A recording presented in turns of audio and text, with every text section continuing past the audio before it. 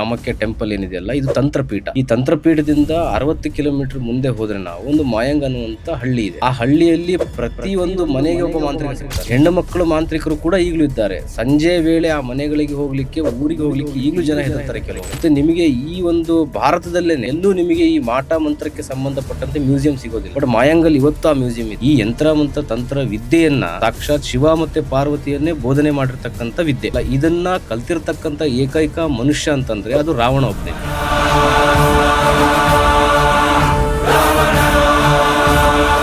ಇವತ್ತಿನ ದಿನ ಈ ತಂತ್ರಶಾಸ್ತ್ರದಲ್ಲಿ ಏನಾದ್ರು ಮಾಡಿಸ್ತಿದ್ದಾರೆ ಅಥವಾ ಕೇಳಿದ್ರೇನೆ ತುಂಬಾ ನೆಗೆಟಿವ್, ಕೆಟ್ಟದಪ್ಪ, ಅದನ್ನ ಮಾಡ್ತಿರೋರು ಕೆಟ್ಟವರು ಅನ್ನೋ ಲೇಬಲ್ ಬಂದ್ಬಿಟ್ಟಿದ್ದಾರೆ. ಇವಾಗ ಏನಾಗುತ್ತಂತಂದ್ರೆ ಎಲ್ಲವೂ ಸುಲಭವಾಗಿ ಸಿಗ್ತಾ ಇದೆ ಅಂತಂದ್ರೆ ಮನುಷ್ಯ ಅದನ್ನ ಯಾವ ರೀತಿ ಬೇಕಾದ್ರೂ ದುರುಪಯೋಗಪಡಿಸ್ಕೊಳ್ತಾರೆ. ಅದೇ ಆಗಿರ್ತಕ್ಕಂಥ ತಂತ್ರಶಾಸ್ತ್ರ. ಈಗ ಮಾಟ ಮಂತ್ರ ಮಾಡಿಸ್ತಿದ್ದಾರೆ ಅಂತ ನಮಗೆ ಗೊತ್ತಾಗೋದು ಹೇಗೆ? ಅನುಭವಿಸ್ತಾ ಇರುವಂತ ವ್ಯಕ್ತಿಗೆ ಗೊತ್ತಿರೋದಿಲ್ಲ, ನಾನು ಇದೇ ರೂಪದಲ್ಲಿ ಅನುಭವಿಸ್ತಾ ಇದ್ದೇನೆ, ಇಂಥವರೇ ಮಾಡ್ತಾ ಇದ್ದಾರೆ, ಇವರಿಂದ ನನಗೆ ಆಗ್ತಾ ಇದೆ ಅಂತ ಗೊತ್ತಾಗೋದಿಲ್ಲ. ಅಕ್ಕಪಕ್ಕದಲ್ಲಿ ಮುಖ್ಯವಾಗಿ ಅವರ ದೇಹದ ಆಕಾರ ಬದಲಾವಣೆ ಆಗ್ತವೆ.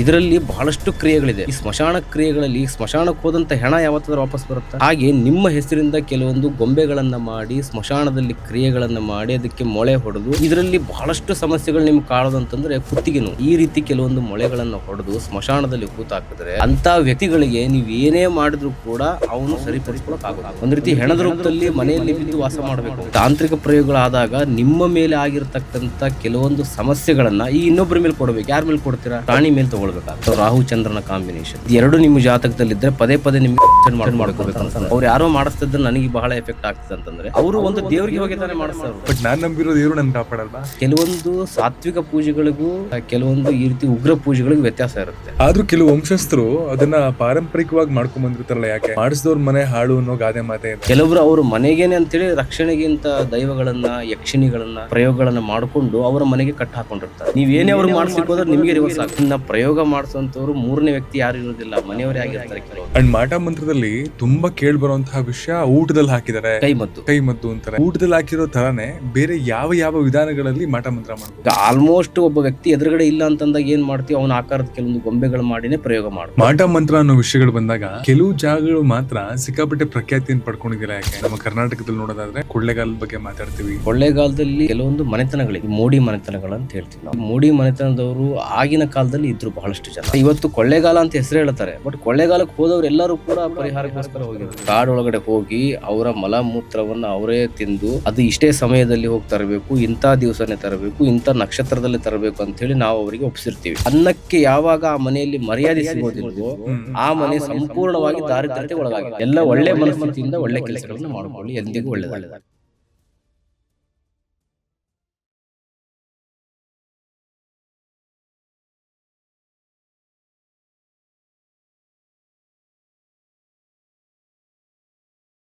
ಹೆಲೋ, ನಮಸ್ಕಾರ. ಇವತ್ತಿನ ಪಾಡ್ಕಾಸ್ಟ್ ಅಲ್ಲಿ ತಾಂತ್ರಿಕ ಸಿದ್ಧಿ ಸಾಧಕರಾದಂತಹ ಶ್ರೀನಿವಾಸ ತಾಂತ್ರಿಕ ಅವರು ಬಂದಿದ್ರು.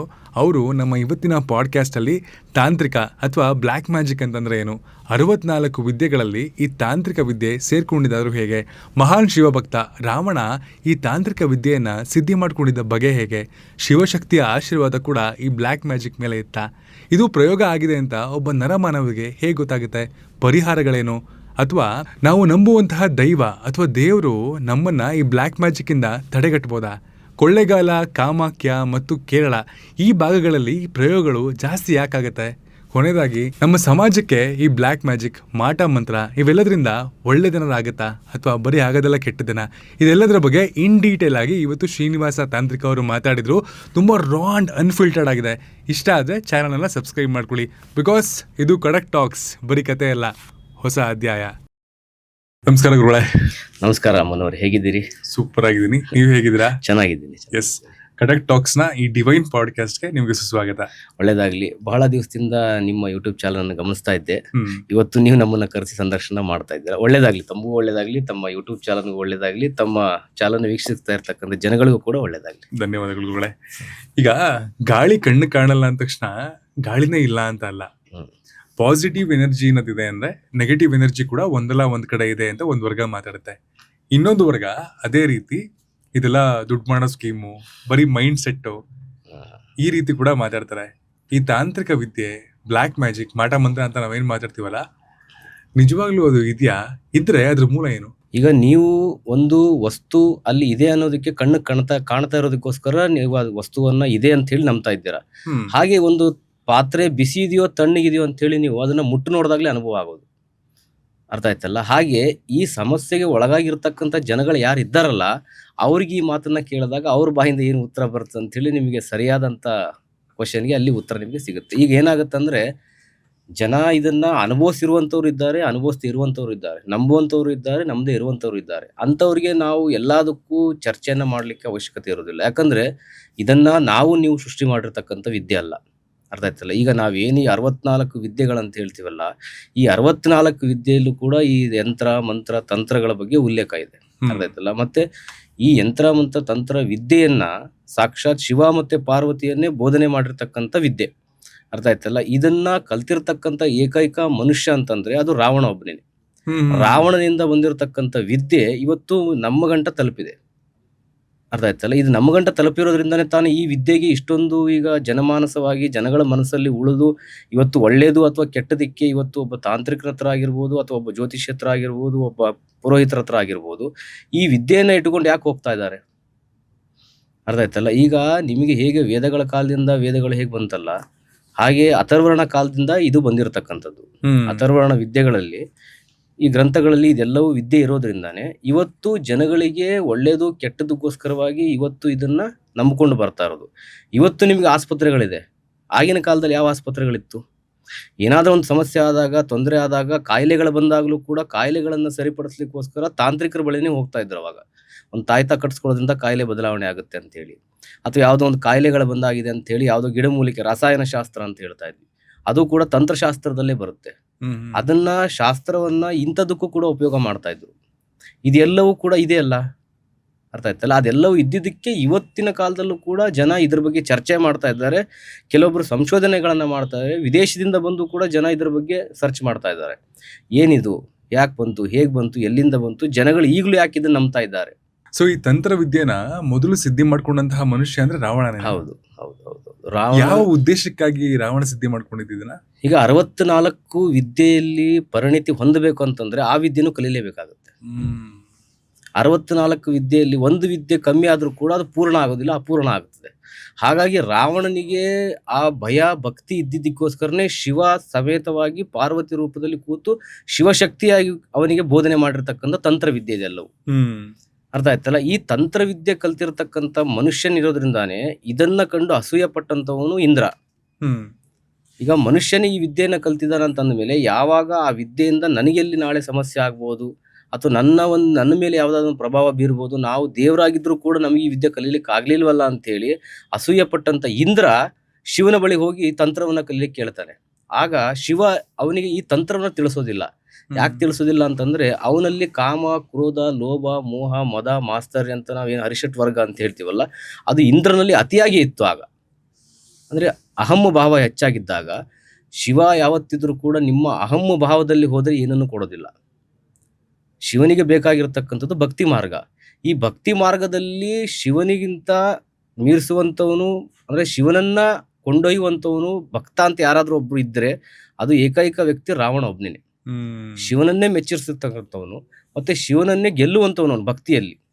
ಶಿವನನ್ನ ಗೆದ್ದಿದ್ದಕ್ಕೋಸ್ಕರನೇ ಇವತ್ತು ರಾವಣನಿಗೆ ಆ ಒಂದು ತಂತ್ರ ಶಿವ ಶಕ್ತಿ ರೂಪದಲ್ಲಿ ಸಿಕ್ಕಿರ್ತಕ್ಕಂಥದ್ದು. ಆ ಶಿವಶಕ್ತಿ ರೂಪದಲ್ಲಿ ಸಿಕ್ಕಿರ್ತಕ್ಕಂಥ ತಂತ್ರವನ್ನ ಅವನು ಈ ಉಡಿಸ್ ತಂತ್ರ ಅಂತ ಹೇಳಿ ಒಂದು ಗ್ರಂಥವನ್ನ ಬರೀತಾನೆ. ರಾವಣ ಸಂಹಿತೆ ಅನ್ನುವಂಥ ಗ್ರಂಥಗಳು ಬರೀತಾನೆ. ಇದು ಜನಸಾಮಾನ್ಯರು ಇದನ್ನು ಉಪಯೋಗ ಮಾಡ್ಕೊಳ್ಬೇಕು ಅಂತ ಹೇಳಿ.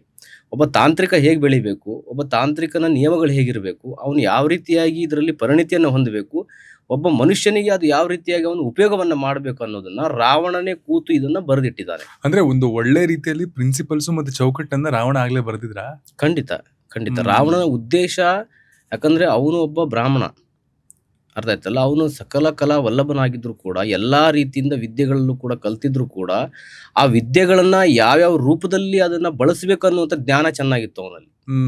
ಆ ಜ್ಞಾನ ಮಾರ್ಗ ಇದ್ದಿದ್ದಕ್ಕೋಸ್ಕರನೇ ಅವನು ಇದೆಲ್ಲವೂ ಕೂಡ ಜನಗಳಿಗೆ ಮುಂದಿನ ಹಂತಕ್ಕೆ ಹೋಗ್ಲಿ ಅಂತ ಹೇಳಿ ಬರೆದಿಟ್ಟಿದ್ದು. ಅರ್ಥ ಆಯ್ತಲ್ಲ? ಈ ಹಂತವಾಗಿ ಯಾವಾಗ ಇವತ್ತಿನ ಕಾಲಕ್ಕೆ ಕೈ ತಲುಪಿದೆಯಲ್ಲ, ಇದನ್ನ ಇಟ್ಕೊಂಡು ಜನ ದುರುದ್ದೇಶಕ್ಕೆ ಬಳಸ್ತಾ ಇದ್ದಾರೆ. ಅಲ್ವಾ ನೋಡಿ, ಒಳ್ಳೆ ಉದ್ದೇಶದಲ್ಲಿ ಅವ್ರು ಬರ್ದಿರ್ತಾರೆ. ನಮಗೆ ಇವಾಗ ರಾವಣನ ಉದ್ದೇಶ ಒಳ್ಳೇದಿತ್ತು. ಹ್ಮ್ ರಾವಣ ಮಾಡಿರ್ತಕ್ಕಂಥದ್ದೇನು, ಅವನೊಂದು ಸಾಧನೆ ಮಾಡಬೇಕಾಗಿತ್ತು. ಆ ಸಾಧನೆಯನ್ನ ಮಾಡ್ದ, ಭಯದಿಂದ ಭಕ್ತಿಯಿಂದ ಅದನ್ನ ಹೊಲಿಸ್ಕೊಂಡ. ಅದು ಹೊಲಿಸ್ಕೊಂಡ ನಂತರ ಅವನಿಗೆ ಬೇಕಾದ ರೀತಿಯಲ್ಲಿ ಜನಗಳಿಗೆ ಉಪಯೋಗ ಆಗೋ ರೀತಿಯಲ್ಲಿ ಅದನ್ನ ಮಾಡಿಕೊಟ್ಟ. ಇವಾಗ ಏನಾಗುತ್ತಂತಂದ್ರೆ ಎಲ್ಲವೂ ಸುಲಭವಾಗಿ ಸಿಗ್ತಾ ಇದೆ ಅಂತಂದ್ರೆ ಮನುಷ್ಯ ಅದನ್ನ ಯಾವ ರೀತಿ ಬೇಕಾದ್ರೂ ದುರುಪಯೋಗ ಪಡಿಸ್ಕೊಳ್ತಾ ಹೋಗ್ತಾನೆ. ಅದೇ ಆಗಿರ್ತಕ್ಕಂಥ ಈ ತಂತ್ರಶಾಸ್ತ್ರ. ಬಟ್ ಇವತ್ತಿನ ದಿನ ಈ ತಂತ್ರಶಾಸ್ತ್ರದಲ್ಲಿ ಏನಾದ್ರು ಮಾಡಿಸ್ತಿದ್ದಾರೆ ಅಥವಾ ಕೇಳಿದ್ರೇನೆ ಅದು ತುಂಬಾ ನೆಗೆಟಿವ್, ಕೆಟ್ಟದಪ್ಪ, ಅದನ್ನ ಮಾಡ್ತಿರೋರು ಕೆಟ್ಟವರು ಅನ್ನೋ ಲೇಬಲ್ ಬಂದ್ಬಿಟ್ಟಿದೆ ಅಲ್ವಾ? ಏನಾಗಿದೆ ಅಂತಂದ್ರೆ ಈಗ ನೀವು ಈ ಸೋಷಿಯಲ್ ಮೀಡಿಯಾಗಳನ್ನ ನೋಡ್ತಾ ಇದ್ದೀರಾ, ಹ್ಮ್ ಈ ಫೇಸ್ಬುಕ್, ಯೂಟ್ಯೂಬ್, ಇನ್ಸ್ಟಾಗ್ರಾಮಲ್ಲಿ. ಇದರಲ್ಲೆಲ್ಲ ಏನಾಗ್ಬಿಟ್ಟಿದೆ ಅಂತಂದ್ರೆ ಎಲ್ಲರೂ ಮಾಂತ್ರಿಕರು, ತಾಂತ್ರಿಕರು, ಅಘೋರಿಗಳು, ನಾಗಸಾಧುಗಳು ಅಂಥೇಳಿ ಬಹಳಷ್ಟು ಹೆಸರುಗಳನ್ನು ಹಾಕೊಂಡು 1 ಗಂಟೆಲಿ ಪರಿಹಾರ ಮಾಡಿಬಿಡ್ತೀನಿ, ಅರ್ಧ ಗಂಟೆಲಿ ಪರಿಹಾರ ಮಾಡಿಬಿಡ್ತೀನಿ ಅಂಥೇಳಿ ಜನಗಳಿಗೆ ಒಂದು ರೀತಿ ಭ್ರಮೆಯನ್ನು ಮೂಡಿಸ್ತಾ ಇದ್ದಾರೆ. ಈ ಭ್ರಮೆಯನ್ನು ಮೂಡಿಸ್ತಾ ಇರೋದ್ರಿಂದ ಏನಾಗ್ತದೆ ಅಂತಂದ್ರೆ ಜನ ಇದನ್ನ ಒಪ್ಕೊಂಡು ಹೋಗ್ತಾ ಇದ್ದಾರೆ. ಅಲ್ಲಿ ಅವರ ನಂಬಿಕೆಗೆ ಹಾಳಾಗ್ತಾ ಇದೆಯಲ್ಲ.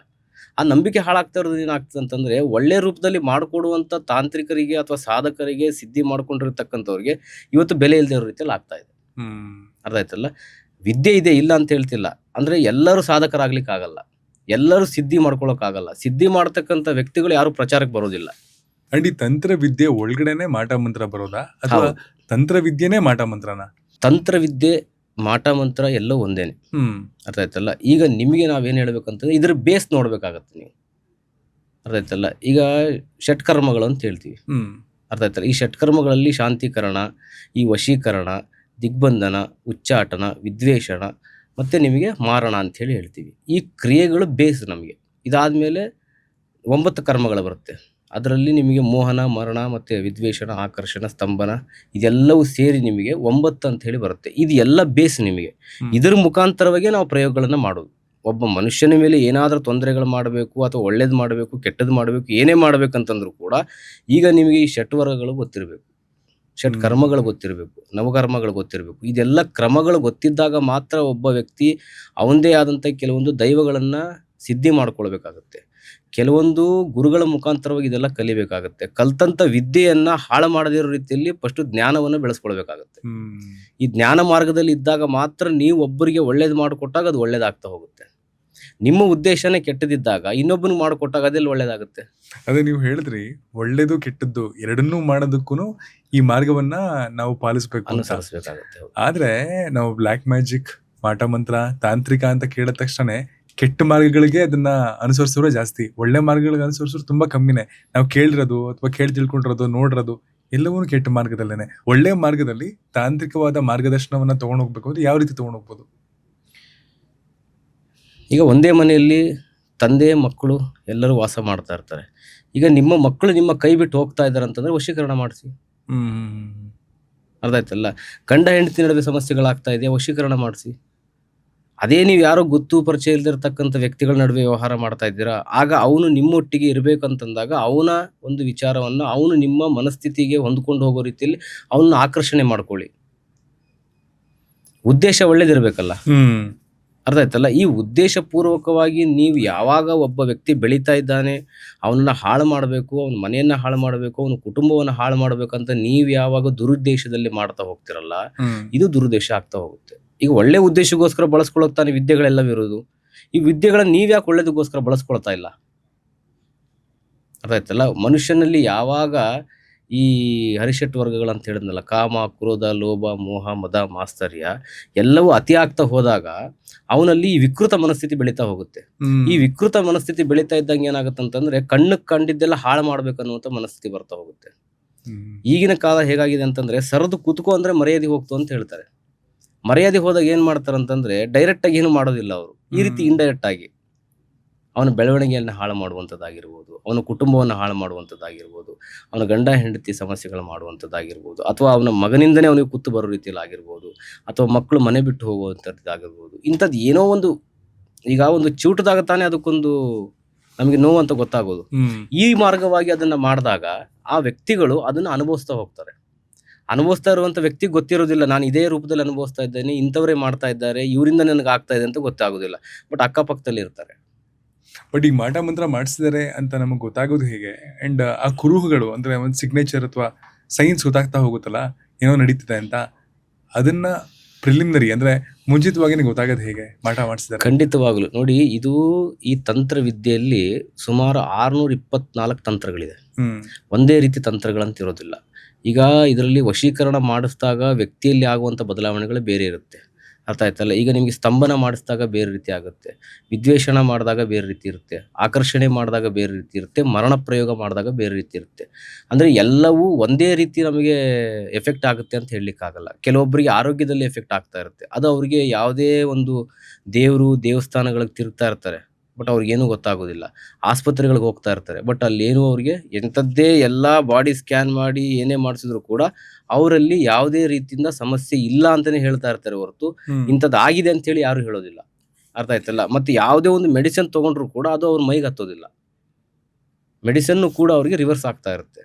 ಇಂಥ ಸಮಸ್ಯೆಗಳು ಅವರ ದೈಹಿಕವಾಗಿ ಮಾನಸಿಕವಾಗಿ ಅವರಲ್ಲಿ ಕಾಡಿಸ್ತಾ ಹೋಗುತ್ತೆ.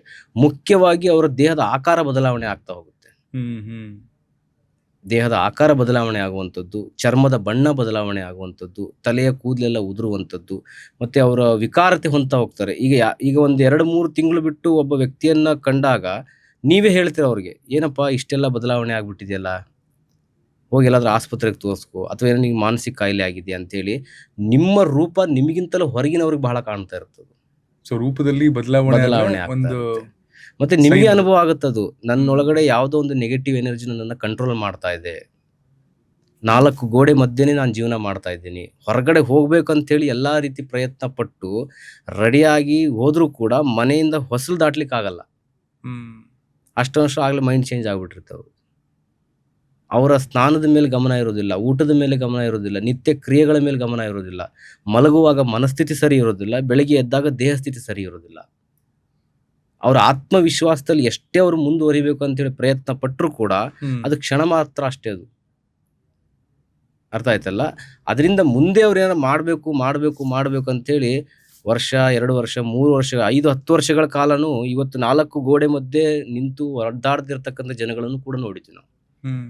ಬಟ್ ಅವರಲ್ಲಿ ಬದಲಾವಣೆ ಮಾಡ್ಕೊಳ್ಳುವಂಥ ಮನಸ್ಥಿತಿ ಇದ್ರೂ ಕೂಡ ಆ ಪರಿಸ್ಥಿತಿಗೆ ಅವರು ಹೊಂದ್ಕೊಂಡು ಹೋಗ್ತಾ ಇರ್ತಾರೆ. ಇವತ್ತು ಸರಿ ಹೋಗ್ಬೋದು, ನಾಳೆ ಸರಿ ಹೋಗ್ಬೋದು, ಈ ವಾರ, ಈ ತಿಂಗಳು, ಈ ವರ್ಷ ಅಂತೇಳಿ ವರ್ಷಗಳ ಕಾಲನೇ ಕಳೆದೋಗ್ಬಿಟ್ಟಿರ್ತಾರೆ. ಏನಕ್ಕೆ ಆ ಥರ ಆಗುತ್ತೆ ಅನ್ಸುತ್ತೆ? ಸುಮಾರು ಜನಕ್ಕೆ ಇದ್ರ ಬಗ್ಗೆ ತಿಳುವಳಿಕೆ ಇಲ್ಲ ಅಂತೀರಾ? ತಿಳುವಳಿಕೆ ಅನ್ನೋದಕ್ಕಿಂತನೂ ಇದು ಎಲ್ಲೂ ಬಾಯಿ ಬಿಟ್ಟು ಹೇಳ್ಕೊಳಕ್ಕಾಗಲ್ಲ. ಬಾಯಿ ಬಿಟ್ಟು ಹೇಳಿದ್ರೆ ಯಾರು ನಂಬಲ್ಲ.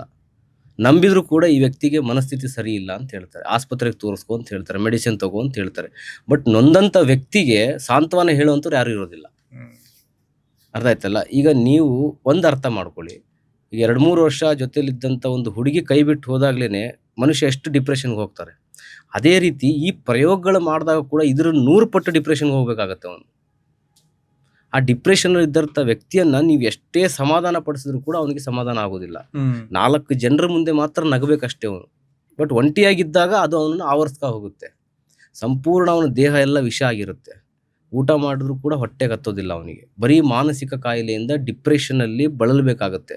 4 ಗೋಡೆ ಮುದ್ದೆ ಕೂತು ಅಳಬೇಕಾಗತ್ತೆ. ಅರ್ಥ ಆಯ್ತಲ್ಲ? ಅವನ ಸ್ವಾಭಾವಿಕ ಗುಣಗಳನ್ನು ಮರಿಬೇಕಾಗತ್ತೆ. ಅವನಲ್ಲಿ ಇರ್ತಕ್ಕಂಥ ಯೌವನ, ಚೈತನ್ಯ ಎಲ್ಲವೂ ಹಾಳಾಗಬೇಕಾಗತ್ತೆ.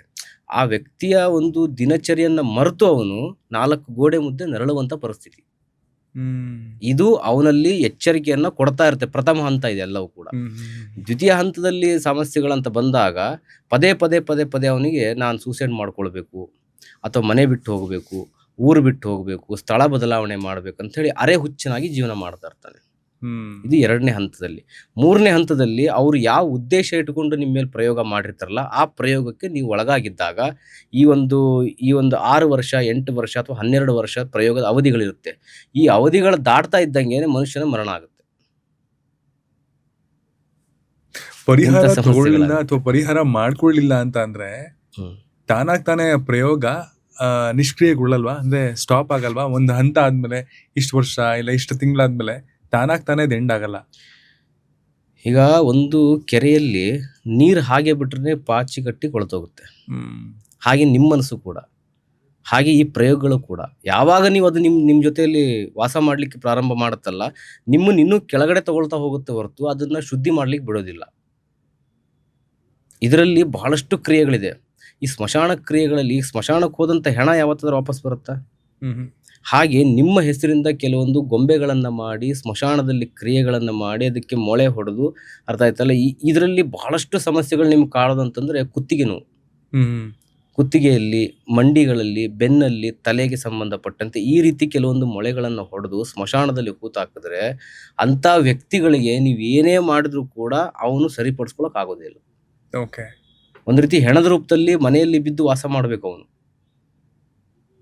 ಹೆಣ ಎದ್ದು ಓಡಾಡೋದಿಲ್ವಲ್ಲ, ಹಾಗೆ ಆ ವ್ಯಕ್ತಿನ ಎದ್ದು ಓಡಾಡಕ್ಕೆ ಆಗೋದಿಲ್ಲ. ಅವನು ಎಷ್ಟೇ ಮನಸ್ಥಿತಿಯನ್ನು ಪರಿವರ್ತನೆ ಮಾಡಿಕೊಂಡು, ಎಷ್ಟೇ ದೇವರು ದಿನರು ಪೂಜೆ ಪುನಸ್ಕಾರ ಹೋಮ ಹವನ ಜಪ ತಪ ಉಪವಾಸ ಆರಾಧನೆ ಅಂತೇಳಿ ಸಾತ್ವಿಕ ರೂಪದಲ್ಲೇ ಹೋಗ್ತಾ ಇರ್ತಾನೆ ಅಂತ ಹೊರತು ಅವನಿಗೆ ಮಾಂತ್ರಿಕ ಪ್ರಯೋಗಗಳು ಮಾಡ್ಕೊಳ್ಬೇಕನ್ನೋ ಮನಸ್ಸೇ ಬರೋದಿಲ್ಲ. ಪೂಜೆಯಲ್ಲಿ 2 ವಿಧಾನ, ಒಂದು ಸದಾಚಾರ, ಒಂದು ವಾಮಾಚಾರ. ಈಗ ನಿಮ್ಮ ಮೇಲೆ ವಾಮಾಚಾರ ನಡೆದಿದೆ ಅಂತಂದಾಗ ನೀವು ವಾಮಾಚಾರದಲ್ಲಿ ಅದನ್ನ ಕ್ಲಿಯರ್ ಮಾಡ್ಕೊಳ್ಬೇಕು. ನಿಮಗೆ ವಾಮಾಚಾರ ಮಾರ್ಗನೇ ಗೊತ್ತಿರೋದಿಲ್ವಲ್ಲ. ನೀವು ಸದಾಚಾರದಲ್ಲಿ ಯಾರು ಕೇಳಿದ್ರು ಕೂಡ ನಾನು ಅಲ್ಲಿ ಪೂಜೆ ಮಾಡಿಸಿದ್ದೀನಿ, ಇಲ್ಲಿ ಪೂಜೆ ಮಾಡಿಸಿದ್ದೀನಿ, ಆ ಹೋಮ ಮಾಡಿಸಿದ್ದೀನಿ, ಈ ಹೋಮ ಮಾಡಿಸಿದ್ದೀನಿ, ಆ ಜ್ಯೋತಿಷ್ಯತ್ರ ಹೋಗಿ ಬಂದೆ ಅಂತಂದಾಗ ಇದು ಜ್ಯೋತಿಷ್ಯರಿಂದ ಪುರೋಹಿತರಿಂದ ಸಿಗುವಂಥ ಪರಿಹಾರ ಅಲ್ಲ. ಮಾಂತ್ರಿಕ ಪ್ರಯೋಗಗಳನ್ನ ಮಾಂತ್ರಿಕರ ಹತ್ರನೇ ಅಥವಾ ತಾಂತ್ರಿಕರ ಹತ್ರನೇ ಸಾಧಕರ ಹತ್ರನೇ ನೀವು ಅದನ್ನ ಪರಿಹಾರ ಮಾಡಿಸ್ಬೇಕು. ಜ್ಯೋತಿಷಿಗಳು, ಪುರೋಹಿತರು ಈ ಥರದ ವಿಷಯಗಳನ್ನ ಹೇಳಿದಾಗ ಬಹುಶಃ ಅವ್ರೇನಾದ್ರೂ ಒಂದಷ್ಟು ಸೊಲ್ಯೂಷನ್ಗಳು ಕೊಡ್ತಾರೆ ಅಂತಂದ್ರೆ ಅದು ವರ್ಕ್ ಆಗಲ್ವಾ? ಖಂಡಿತ. ಈಗ ಏನಾಗಿದೆ ಅಂತಂದ್ರೆ ಜ್ಯೋತಿಷ್ಯರ ಹತ್ರ ನೀವು ಹೋಗ್ತೀರಾ, ಏನ್ ಮಾಡ್ತಾರೆ ಜ್ಯೋತಿಷ್ಯರು?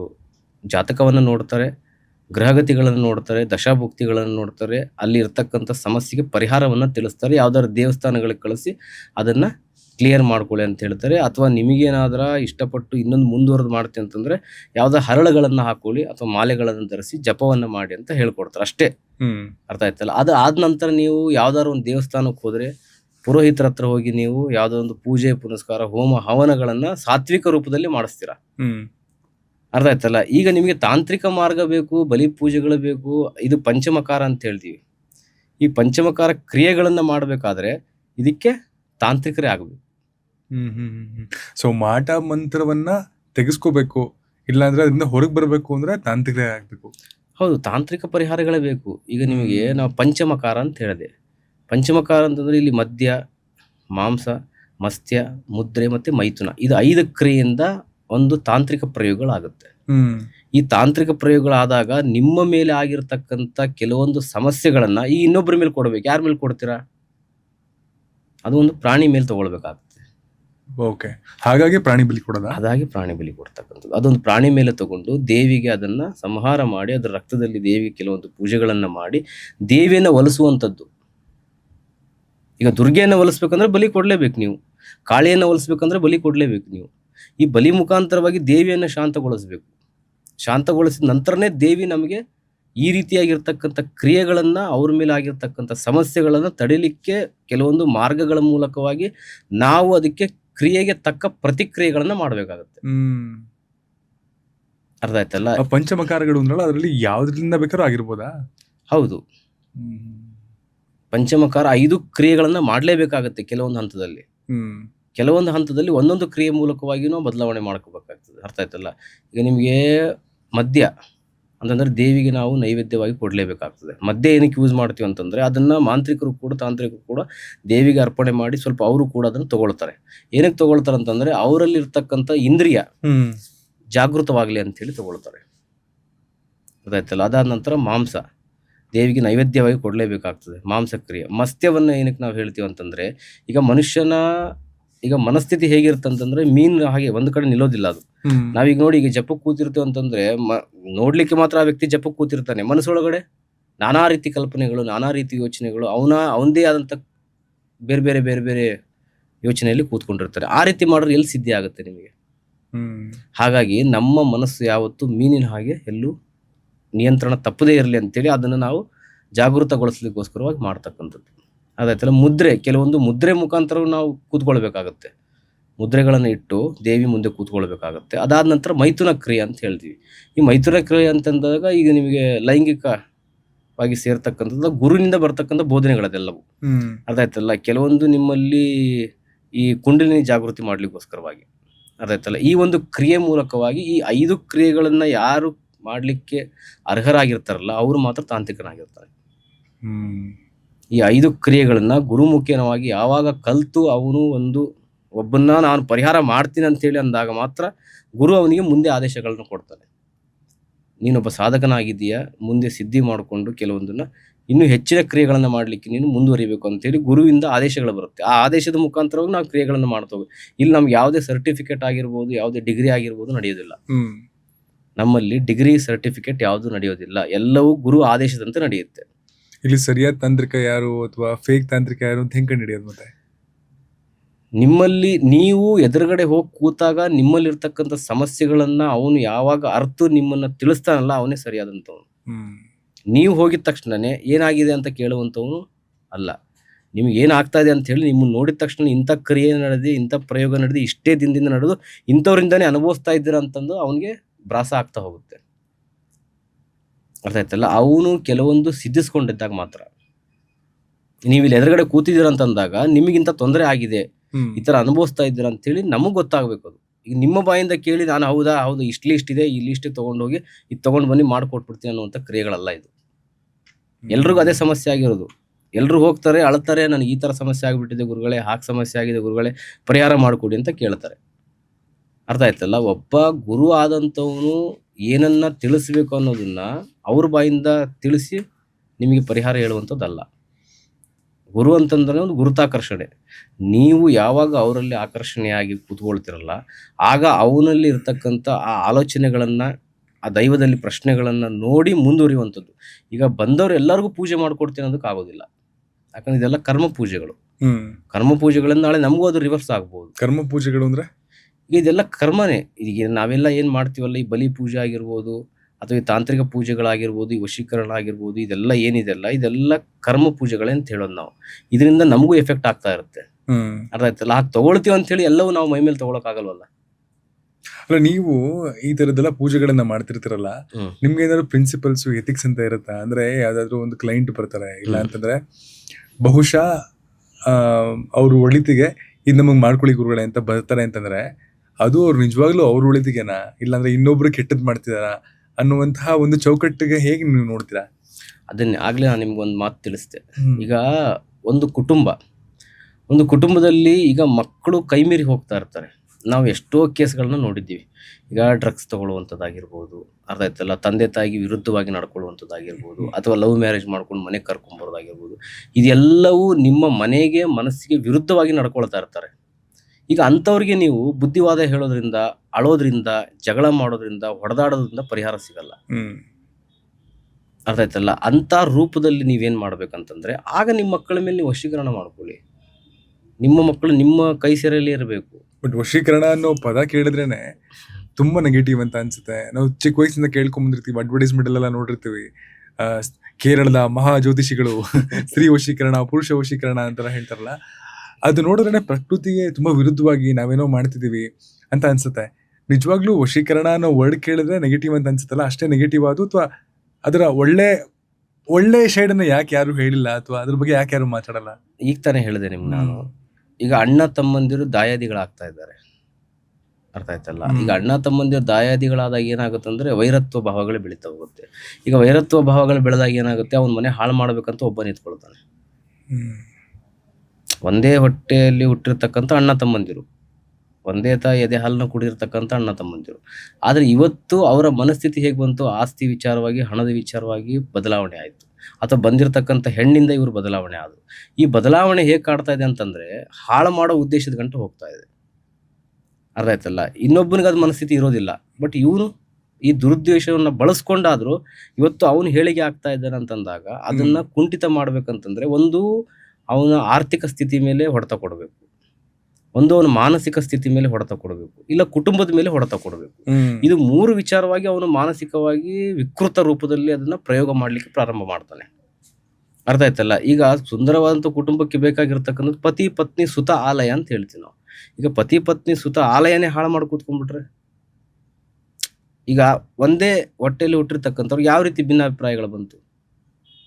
ಅರ್ಥ ಆಯ್ತಲ್ಲ? ಹೀಗೆ ಉದ್ದೇಶ ಒಳ್ಳೇದಿದ್ದಾಗ ಮಾತ್ರ ನಿಮಗೆ ಎಲ್ಲವೂ ಒಳ್ಳೇದಂತ ಅನಿಸುತ್ತೆ.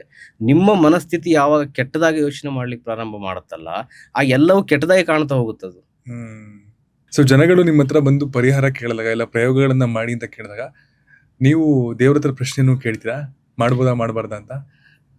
ಕೆಲವೊಂದನ್ನ ಏನಾಗತ್ತಂತಂದ್ರೆ ಇದು ಜಾತಕದಿಂದ ಬರ್ತಕ್ಕಂಥ ಸಮಸ್ಯೆಗಳಲ್ಲ, ಎರಡು ರೂಪದಲ್ಲಿ ಸಮಸ್ಯೆಗಳು ಬರುತ್ತೆ. ಈಗ ನಾವು ಪ್ರಶ್ನೆ ಯಾವ್ದನ್ನು ನೋಡ್ಬೇಕು, ಜಾತಕ ತಂದಿರೋದನ್ನ ನೋಡ್ಬೇಕಾ ಅಥವಾ ಜಾತಕ ಇಲ್ಲದೆ ಇರತಕ್ಕಂಥ ವ್ಯಕ್ತಿಯಿಂದ ನೋಡ್ಬೇಕಾ? ಎರಡು ರೀತಿ ಪ್ರಶ್ನೆಗಳು ಮೂಡುತ್ತೆ ನಮ್ಮಲ್ಲಿ.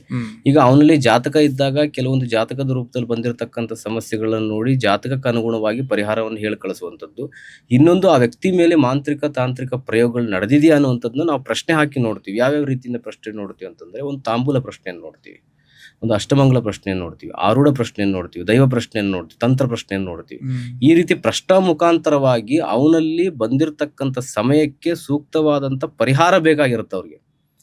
ಒಬ್ಬ ಮನುಷ್ಯ ಎದುರುಗಡೆ ಬಂದು ಪ್ರಶ್ನೆಗಳನ್ನ ಕೇಳ್ತಾನೆ ಅಂತಂದ್ರೆ 1 ನಿಮಿಷ 2 ನಿಮಿಷ 5-10 ನಿಮಿಷದಲ್ಲಿ ಆಗೋದಿಲ್ಲ. ನಮ್ಮ ಹತ್ರ ಯಾರಾದ್ರೂ ಬರ್ತಾರೆ ಅಂತಂದ್ರೆ ನಾವು ಮಿನಿಮಮ್ 1 ರಿಂದ 2 ಅವರ್ ಟೈಮ್ ಕೊಟ್ಟೇ ಕೊಡ್ತೀವಿ ಅವ್ರಿಗೆ. ಆ ಟೈಮಲ್ಲಿ ಅವರು ಏನೇನು ನಡೀತಾ ಇದೆ, ಏನೇನು ನಡೆದಿದೆ, ಮುಂದೆ ಏನಾಗ್ಬೋದು ಅನ್ನೋದ್ರ ಬಗ್ಗೆ ಸಂಪೂರ್ಣವಾಗಿ ಕೂತು ಚರ್ಚೆ ಮಾಡ್ಬೋದು. ಅವರು ಪೂಜೆ ಮಾಡಿಸ್ಲೇಬೇಕು ಅನ್ನೋ ಉದ್ದೇಶ ಇರೋದಿಲ್ಲ ನಮಗೆ. ಬಂದಿರತಕ್ಕಂಥ ವ್ಯಕ್ತಿಗೆ ಏನು ಬೇಕಾಗಿರುತ್ತೆ, ಸಮಾಧಾನ ಬೇಕಾಗಿರುತ್ತೆ, ಸಾಂತ್ವನ ಬೇಕಾಗಿರುತ್ತೆ, ಅವನ ಸೂಕ್ತ ಮನಸ್ಸಿನ ಮೇಲೆ ಆಗಿರ್ತಕ್ಕಂಥ ಪರಿಣಾಮವನ್ನ ಕೇಳುವಂತ ಒಬ್ಬ ವ್ಯಕ್ತಿ ಬೇಕಾಗಿರುತ್ತೆ. ಅರ್ಥ ಆಯ್ತಲ್ಲ? ಆ ರೂಪವಾಗಿ ಅವ್ರು ಬಂದು ಕೂತಾಗ ಖಂಡಿತವಾಗ್ಲೂ ಅವ್ರು ಎಂಥದ್ದೇ ಪ್ರಶ್ನೆ ಇಟ್ಕೊಂಡು ಬಂದ್ರು ಕೂಡ ಅದಕ್ಕೆ ಸೂಕ್ತವಾದ ಉತ್ತರ ಸಿಕ್ಕೇ ಸಿಗುತ್ತೆ. ಈಗ ಫಾರ್ ಎಕ್ಸಾಂಪಲ್, ನಾನು ನನ್ನ ಜೀವನದಲ್ಲಿ ಯಾರಿಗೂ ಕೆಟ್ಟದೇ ಮಾಡಿಲ್ಲ ಅಂತ ಇಟ್ಕೊಳ್ಳಿ. ನನ್ನ ಮೇಲೆ ಯಾರೋ ಮಾಟ ಮಂತ್ರ ಪ್ರಯೋಗ ಮಾಡಿದ್ರು. ನಾನು ದಿನ ದೇವಸ್ಥಾನಕ್ಕೆ ಹೋಗ್ತೀನಿ, ದೇವ್ರನ್ನ ತುಂಬಾ ನಂಬ್ತೀನಿ, ಪೂಜೆ ಪುನಸ್ಕಾರಗಳು ಎಲ್ಲವನ್ನ ಕರೆಕ್ಟ್ ಆಗಿ ಮಾಡ್ತಾ ಇದೀನಿ. ಆದ್ರೆ ನನ್ನ ದೇವ್ರು ನನ್ನ ಯಾಕೆ ಕೈ ಹಿಡಿಯಲ್ಲ? ಆಗ ಅಲ್ಲಿ ದೇವ್ರು ಕೈ ಬಿಟ್ಟಾಗ ಲೆಕ್ಕನ ಅಥವಾ ದೇವ್ರು ಯಾವ ಕೆಲಸ ಮಾಡ್ತಾ ಇರ್ತಾರೆ? ಈಗ ಇದೇನಾಗತ್ತಂತಂದ್ರೆ, ಒಂದು ನಿಮ್ಮ ಜಾತಕದಲ್ಲಿನ ಗ್ರಹಗತಿಗಳನ್ನು ನೋಡ್ಕೊಳ್ಬೇಕಾಗುತ್ತೆ, ಒಂದು ದಶಾಭುಕ್ತಿಗಳನ್ನು ನೋಡ್ಕೊಳ್ಬೇಕಾಗುತ್ತೆ. ಈಗ ನಿಮ್ಮ ದಶಾಭುಕ್ತಿಗಳು ಕೆಟ್ಟಾಗ ಇಂಥ ಪ್ರಯೋಗಗಳು ಮಾಡಿಸಿದಾಗ ಬಹಳ ಬೇಗ ಎಫೆಕ್ಟ್ ಆಗುತ್ತೆ. ಈಗ ರಾಹು ದಶೆ, ಚಂದ್ರಭುಕ್ತಿ ಅಥವಾ ರಾಹು ಚಂದ್ರನ ಕಾಂಬಿನೇಷನ್, ಇದೆರಡು ನಿಮ್ಮ ಜಾತಕದಲ್ಲಿದ್ದರೆ ಪದೇ ಪದೇ ನಿಮಗೆ ಸೂಸೈಡ್ ಮಾಡ್ಕೋಬೇಕಂತ ಅನಿಸ್ತಾ ಇರುತ್ತೆ. ಅರ್ಥ ಆಯ್ತಲ್ಲ? ಮತ್ತೆ ಇನ್ನೊಂದು ಕೇಳಿದ್ರಿ, ಅವ್ರು ಯಾರೋ ಮಾಡಿಸ್ತಿದ್ರೆ ನನಗೆ ಬಹಳ ಎಫೆಕ್ಟ್ ಆಗ್ತದೆ ಅಂತಂದ್ರೆ, ಅವರು ಒಂದು ದೇವ್ರಿಗೆ ಹೋಗಿ ತಾನೇ ಮಾಡಿಸ್ತಾ ಇರೋದು. ಬಟ್ ನಾನು ನಂಬಿರೋ ದೇವರು ನನ್ ಕಾಪಾಡಲ್ವಾ? ಕೆಲವೊಂದು ಸಾತ್ವಿಕ ಪೂಜೆಗಳಿಗೂ, ಅರ್ಥ ಆಯ್ತಲ್ಲ, ಕೆಲವೊಂದು ಈ ರೀತಿ ಉಗ್ರ ಪೂಜೆಗಳಿಗೂ ವ್ಯತ್ಯಾಸ ಇರುತ್ತೆ. ಈಗ ನೀವು ಆಯುರ್ವೇದಿಕ್ ಮೆಡಿಸಿನ್ಗೂ ಹೋಮಿಯೋಪತಿಗೂ ಎಷ್ಟು ವ್ಯತ್ಯಾಸ ಇದೆ, ಮತ್ತೆ ನಿಮಗೆ ಇಂಜೆಕ್ಷನ್ಗಳನ್ನು ತಗೊಳ್ಳುವಂಥದಕ್ಕೆ ಎಷ್ಟು ವ್ಯತ್ಯಾಸ ಇದೆ ಹೇಳಿ? ಅದಾಯ್ತಲ್ಲ? ಈ ಒಂದು ಇಂಜೆಕ್ಷನ್ ಕೊಟ್ಟು ನಿಮ್ ತಕ್ಷಣ ನಿಮಗೆ 2 ನಿಮಿಷಕ್ಕೆ ರಿಲೀಫ್ ಅಂತ ಅನ್ಸುತ್ತೆ. ಅದೇ ನೀವು ಆಯುರ್ವೇದಿಕ್ ಆದ್ರೆ ಲಾಂಗ್ ಟರ್ಮ್ ತಗೊಳ್ತಾ ಹೋಗ್ಬೇಕು. ಹಾಗೆ ಇದೆಲ್ಲವೂ ಪ್ರಯೋಗಗಳು ಏನಿದೆಯಲ್ಲ, ಇದು ನಿಮಗೆ ಸ್ಪಾಟಲ್ಲೇ ಹೊಡೆಯುವಂಥದ್ದು. ಗೊತ್ತಾಯ್ತಲ್ಲ? ಇದು ಹೊಡೆದಾಗ ನಿಮಗೆ ಈ ಹೊಡೆತದಿಂದ ತಡ್ಕೊಂಡು ನೀವು ಬೇಸರದಲ್ಲಿ ದುಃಖಿತರಾಗಿ, ಅರ್ಥ ಆಯ್ತಲ್ಲ, ಒಂದ್ ರೀತಿ ಎಲ್ಲ ಕಳ್ಕೊಂಡು ಜೀವನ ಮಾಡಬೇಕಾಗತ್ತೆ. ಎಲ್ಲ ಕಳ್ಕೊಂಡು ಅಂತಂದ್ರೆ ಧನ, ದುಃಖ, ದಾರಿದ್ರ್ಯತೆ ನಿಮ್ಮ ಜೊತೆಯಲ್ಲೇ ಜೀವನ ಮಾಡ್ತಾ ಇರುತ್ತೆ. ಧನ ಹಾನಿ ಮಾಡ್ಕೊಳ್ಬೇಕಾಗತ್ತೆ, ಮಾನಹಾನಿ ಮಾಡ್ಕೊಳ್ಬೇಕಾಗತ್ತೆ, ಆರೋಗ್ಯ ಹಾನಿ ಮಾಡ್ಕೊಳ್ಬೇಕಾಗತ್ತೆ.